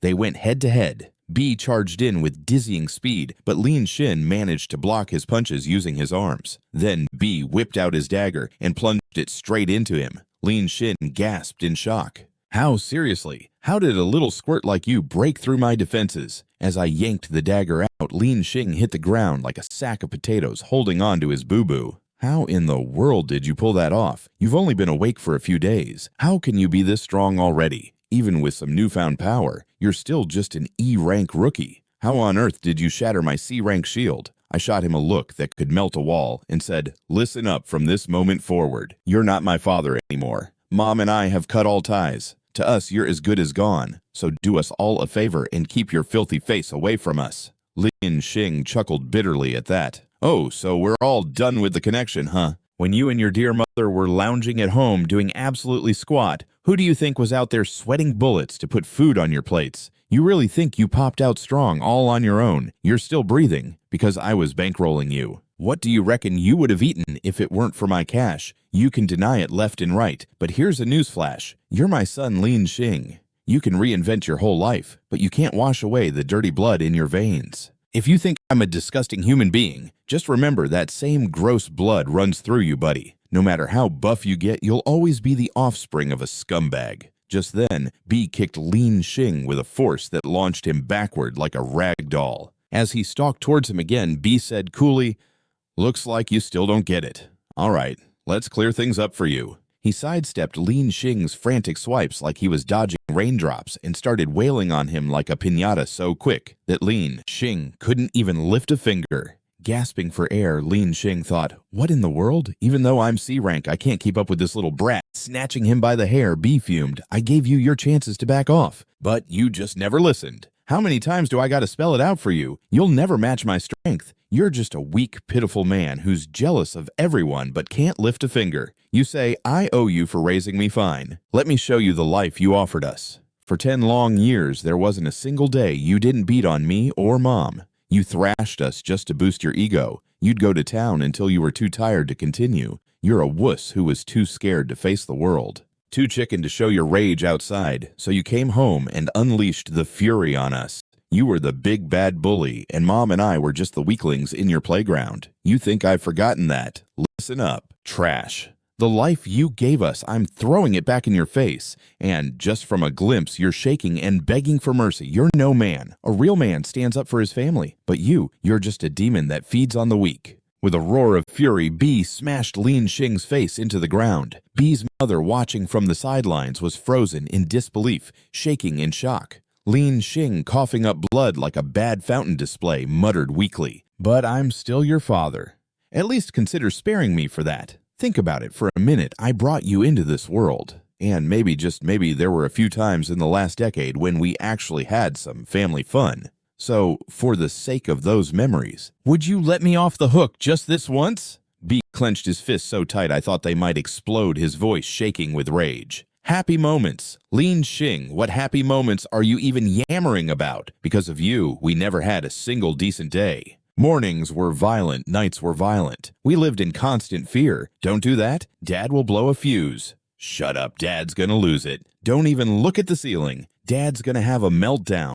And even when we did nothing, guess what? Dad was still fuming. What happiness are you chatting about? Those moments were as real as unicorns. Because of you, our family never got a shot at happiness. You might have zoned out, but I remember it all like it was yesterday. I was a wee 7 when you stormed home in a rage, yanked my ears, and battered my head into the wall again and again. I pleaded like a drowning rat, "Dad, please stop. I promise I'll behave." But your punches didn't stop. You beat me so hard that half my ear almost came off. And you know what? Maybe that ear injury was a blessing in disguise. If it hadn't happened, you might have continued until I kicked the bucket. And then once you were done with me, you turned your wrath on Mom. I've got no idea how you saw her, but maybe you thought she was a piñata because every time you glanced her way, it was smackdown time. Honestly, I can't remember a single month when she didn't spend time in the hospital because of you. You were a regular visitor. A cycle of beatings, for no reason. The food's great, wham, the food's awful, bam. You're in a sour mood, smack. What kind of human are you? If you hadn't stomped around our lives, we might have actually known what happiness was.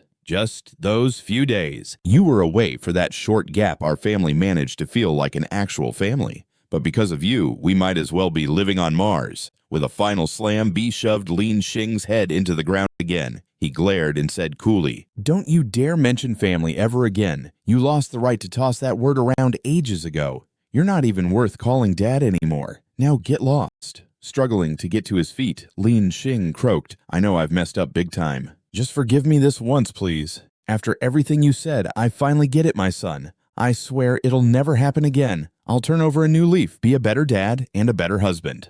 Can't you find it in your heart to forgive your old man just this one time? At that, B's rage ignited even more. His aura flared up like fireworks on the 4th of July, raging around him. B growled, "You told me the exact same line before the moment you saw the strength I had. You got down on your knees, pleading for mercy. I genuinely thought that time you actually meant it, that maybe you deserved one last shot because you were my father. But then you unraveled your true colors. I haven't forgotten that knife stunt you pulled on me. I clearly remember it, and I won't be tricked by you again." The system chirped in, warning host's emotional state is highly unstable, adrenaline levels skyrocketing. I mumbled, "You just made your final blunder. You won't make it out of here alive. This is where your story ends. System notification alert, host approaching evolutionary threshold. Second awakening on the horizon. Suddenly B unlocked a shiny new skill judgment. Meanwhile, his mother looked on in horror, fully aware of the disaster unfolding. She thought, my child is about to make a colossal mistake. I need to find a way to stop him before it's too late.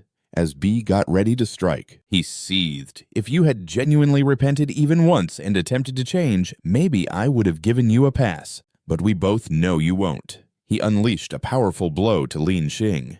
B coldly finished. I know you too well to give you a second chance to mess up again. He left Lin Xing in a world of hurt, leaving him barely upright. Leaning gasped, "What have you done to my body, son? Please stop this madness, forgive me. If you off me now, your life is going to hit rock bottom. Don't forget I'm still your dad." but he shut him up with ice magic and said, "My life, don't sweat it. I'll run the show. You just kick the bucket here by my hand." Suddenly, a voice interrupted, "Hold up." He jumped frozen in place. Whose voice was that? There are no women around. Then he caught sight of it. Sigurd's power had given his mom a chance to speak again. Her voice came through softly. "My son, don't turn into your father.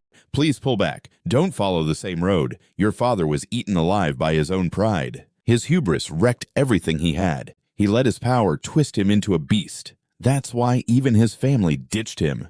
You've already drained him of his strength. He'll never fight back again. That's the worst punishment for someone who boasted about their power. I'm begging you, my son, don't finish him off. You've done plenty already." He shivered. "Mom, you can speak," his mother continued. The rage I once saw in your father's eyes. Today I see that same shadow creeping into you. Please stop this, my boy. I don't want my sweet boy to morph into another lean chung. If you become like him, your future will be swallowed by darkness. The clock is ticking. Step back now and head toward the light. Suddenly, a flashback from his past life hit him like a ton of bricks. When he took Lin Xing out in his previous life, he ended up locked up for years. At that time, his mom wasn't around to pull him back. That's why he faced that ugly destiny. But now, in this life, his mom was here to stop him from making the same blunder again. He murmured, "You're right, Mom. I don't have to off him, but letting this jerk stroll away scot-free isn't an option either. If he still packs power, he'll ruin our lives again.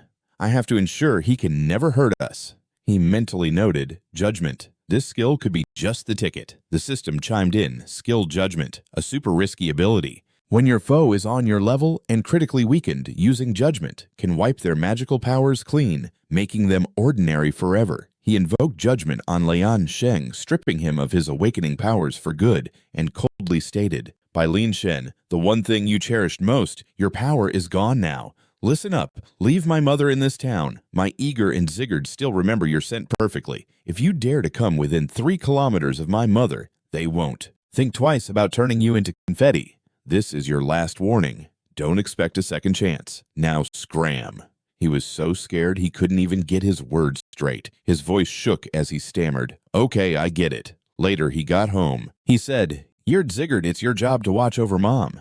Jaeger replied with confidence, "Boss, relax. Nothing's gonna happen to her as long as we're around." He gave a faint smile and turned to his mother. "Mom, good thing I made it in time. If I'd been just a tad late, who knows what could have gone down." His mother smiled softly. "I'm all right now, thanks to you. Nothing happened." He nodded. "No joke, Mom, that accursed Jade is toast.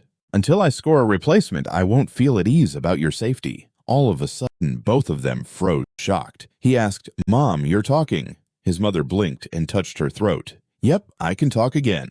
He stared at her in awe. "The last time you spoke, it was through someone else's powers, but this time, you're doing it on your own."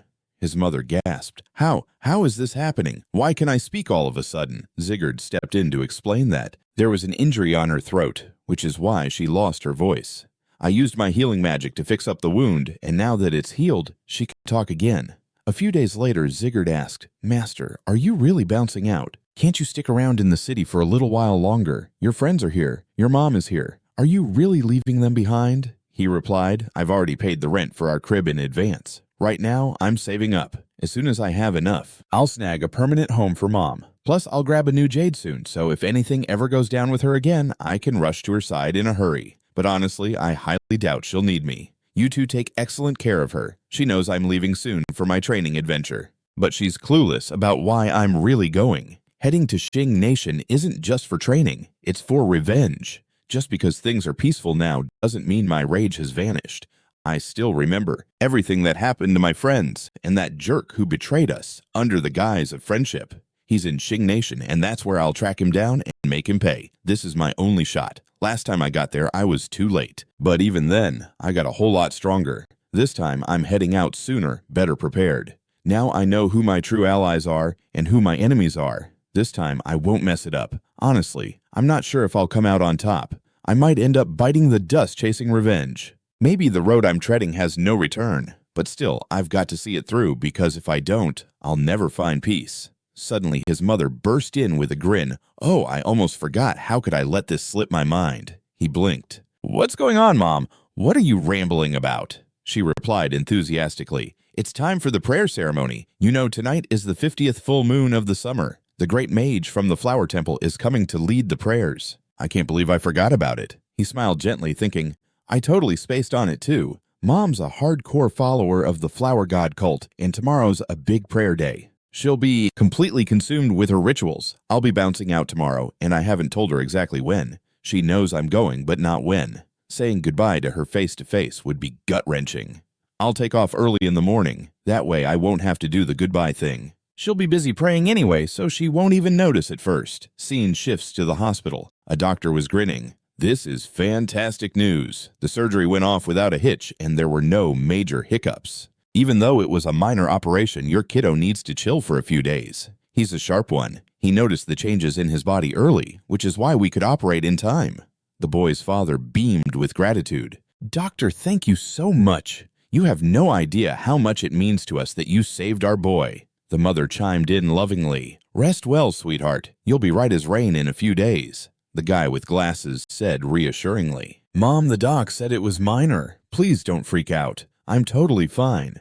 But his mother gently scolded him. Your surgery just happened. Big or small, it doesn't even matter. You're not getting out of that bed. You're stuck right here, and you can't leave without the green light. The guy in glasses sighed inwardly. Why did the doctor have to pick today of all days for surgery tomorrow? All my pals and I are heading out to Xing Nation. Does that mean I might not even get to say goodbye? Who knows if I'll see him again after tomorrow? This was my last shot to meet him, and now I might just miss it. The scene slides over to June 26th, the train station. It's the big day when all the students are bailing for Xing Nation. Qian's mom was teary-eyed as she bear-hugged her daughter. Make sure you take care of yourself out there, all right, and don't forget to give me a ring. Oh, and when you see your dad, tell him to ease up on the work and catch some Z's at night. My sweet girl, just promise me you'll be safe. Qian flashed a gentle smile. Mom, chill. I'm a big girl now. I got this. Nearby, a guy organizing the trip chimed in. Ma'am, no need to get so worked up. It's just a 15-day educational getaway, not a forever goodbye. Your kiddos will be back before you know it. All the students began to volley their farewells to their parents, but among them stood Bai all on his lonesome. The teacher picked up on this and asked, Bai, why are you all alone? Where are your folks? Aren't they here to send you off? Bai shrugged calmly. The train's about to roll in. We should prepare to... The teacher leaned in and muttered to a fellow staffer, this kid, he's always off in his own world. For someone his age, he's way too cool and self-sufficient. I've never seen a kid so quiet and independent before. But Bai was deep in thought. What can I even do? I don't have the guts to say goodbye to Mom. Everyone calls it coldness or independence, but they just don't get it. I've spent most of my life solo. Loneliness is my only sidekick. At this point, I've got a PhD in it. As those thoughts swirled, memories came rushing back. He remembered cradling his mother as she took her last breath. He recalled learning about his buddy, the guy with glasses who kicked the bucket from lung cancer, and how he didn't even get the chance to say a final farewell. He thought about being booted from his hometown after going to the slammer and witnessing his teacher take his last gasp. It's not like I've never had people around. I had plenty. But one by one, they all slipped away until I found myself utterly alone. His fists tightened. I've lived my whole life playing the separation game. But the worst part, every single one of them ended up dead. Losing someone once is tough enough for any human being. But losing them over and over brutal. After all those heartaches, nothing else even feels painful anymore. Honestly, I've become numb. It's all good. I'm solo. I'll stay a lone wolf. If that's what it takes to keep my loved ones safe, then I'll be the Lone Ranger. At least I can take comfort knowing I fought for those I care about. The teacher's voice pulled him back to reality. By what's brewing in that noggin of yours, the train's here. Let's roll. Bai nodded in silence and wandered toward the train, but just as he took a step, he heard a familiar voice call out behind him. He froze, mouth agape. No way, that voice can't be. He turned around and voila! There were his mom and friends giving him a send-off. His friend hollered, grinning ear to ear, Hey Bai, you won't believe how hard it was to convince his strict parents to let us come. But we made it. He chuckled. See, we got here just in the nick of time for the goodbye. Bai stared at them, flabbergasted. Hey, you just got surgery. You should be lounging around. What are you doing here? The glasses wearer grinned weakly but with pride. My best friend's leaving. No way I'm gonna miss saying goodbye. Don't sweat it. I'm all good now.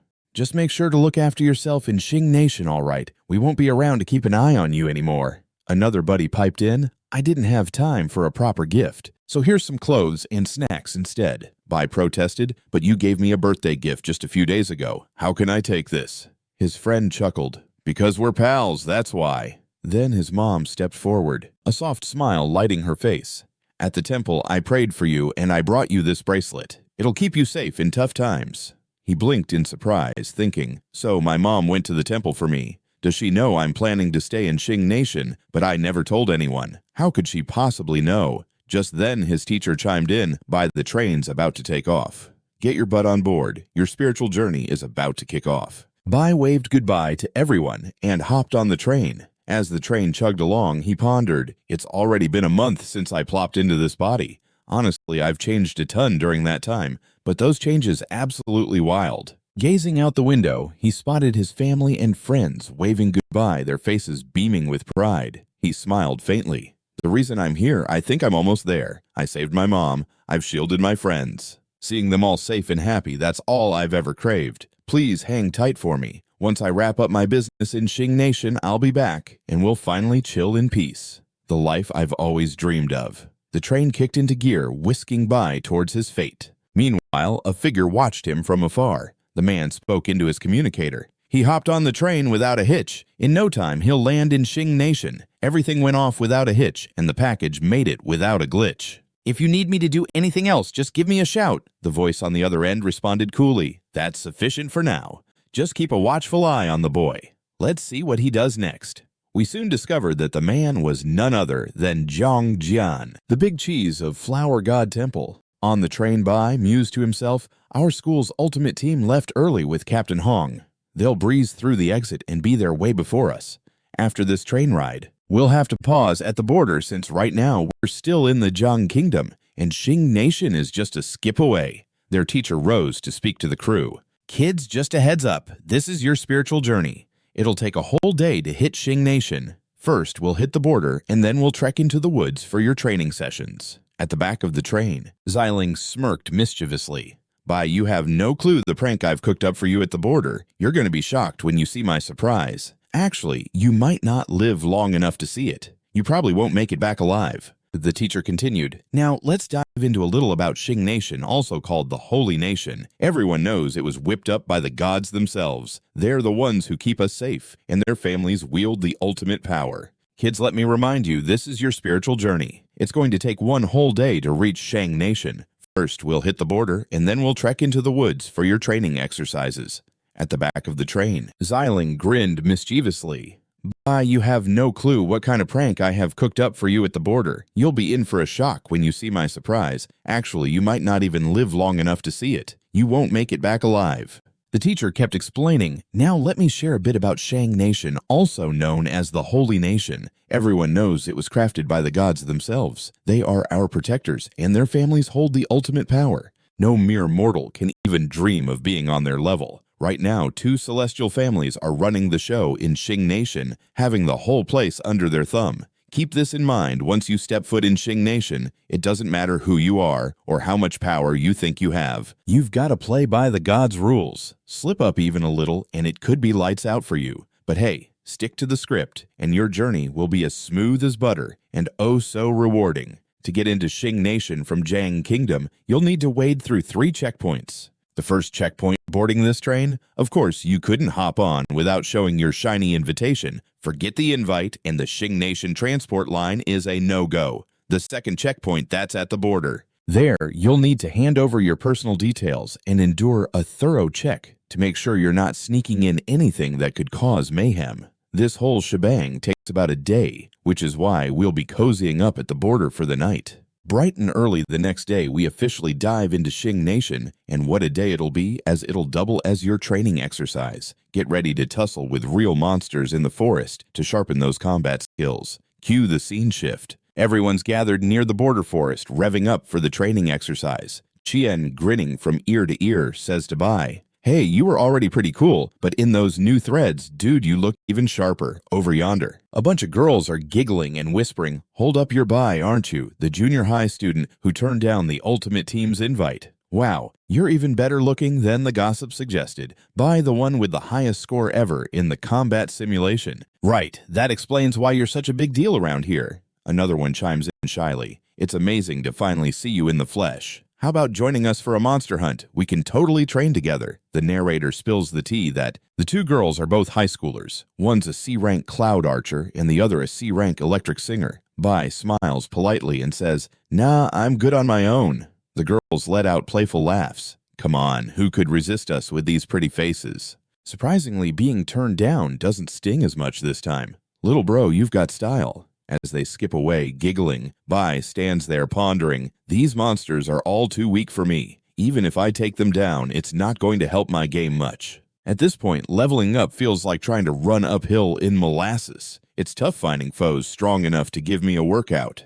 Just then, we spot another guy approaching the two girls. He struts over and confidently declares, "You know, back in junior high, I was number one. Honestly, I was pretty stellar, but that's not a huge achievement. Sure, he's a tad stronger than your average junior high kid, but the monsters he fought were total pushovers. Weak sauce. Fighting real monsters. Now that's a whole different ballgame. Listen up, ladies. The monsters here have some serious muscle. If you really want to throw down, you'll need a powerhouse by your side, like me. Stick with me, and I'll make you tough as nails." And boom, we find out the guy's name is Xing Chan, a C-rank nuclear warrior with a flashy red profession. The girls light up and say, "Seriously, you'll help us. What an honor it'd be to battle monsters by your side." Meanwhile, Bai's completely tuning them out and keeps striding ahead. He thinks, let them have their fun. When the real monsters show up, they'll be shaking in their boots. Their teacher gathers everyone and announces, "Students, this marks the launch of your journey ahead. Do you know what that signifies? You're not just average students. You're the creme de la creme. Those who've proven they belong at this level. I explained a lot on the train, but let me hit you with it again. Watch your step during training."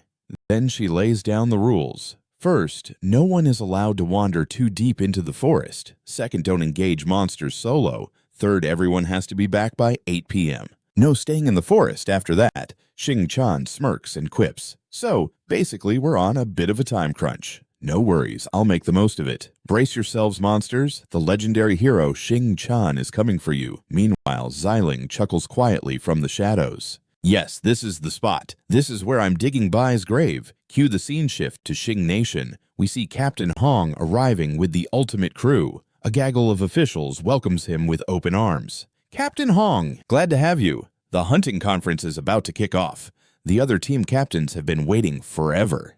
The vice captain of the ultimate group beams with pride. Honestly, being part of this squad is top tier, with the captain leading the way. We breeze through all the checkpoints without a hitch. No delays whatsoever. Captain Hong nods and instructs Qi and Shen go catch up with the rest of the team. "Hang tight for me. I'll be along shortly." Qi and Xing are thinking, "I wanted to earn my way here based on my own skills, but thanks to my dad, I had to roll with this crew." Back in the forest, we see Jing Chun effortlessly taking down monsters. The girls cheer, "Jing Chun, you're incredible. You took that monster out in one shot." He grins with swagger. "Girls, don't start showering me with praise too soon. You've witnessed only a fraction of my real power. When I go all out, you won't believe your eyes." Meanwhile, Bai is checking his stats. All my professions have hit C rank, but moving forward is feeling like climbing a mountain. Everyone here is battling easy-peasy monsters, but honestly, these fights do nothing for me. To level up, you need good old experience. And to earn experience, you've got to take on monsters that are at least your equal or tougher. Mowing down weaklings like these is pointless. I figured I'd come across at least one worthy opponent here, but no luck. All these monsters are just D rank, not a single one soaring above that. These baddies are so weak, even training kids could handle them. That's why they send students here for practice. I'm not about to waste my energy on this. Time to venture deeper into the forest. Maybe I'll uncover a real challenge there. Just then, a level 11 D rank spider monster pops up right in front of Jing Chan. The beast goes on the offensive, injuring him in no time. The girls freak out. "Jing Chun, that spider monster is way too strong. We can't handle it at our level." Jing Chun winces. "Hurry, help me. It's poisoned me. If I don't get a boost real quick, I'm toast. This venom is not your average stuff. It's deadly." Before the girls can spring into action, Bai steps in, putting himself between them and the monster. With one swift strike, he obliterates the creature. Everyone is left absolutely dumbfounded witnessing Bai's skills. What unfolds next will be unveiled in the next episode. Thanks for tuning in, and keep your eyes peeled.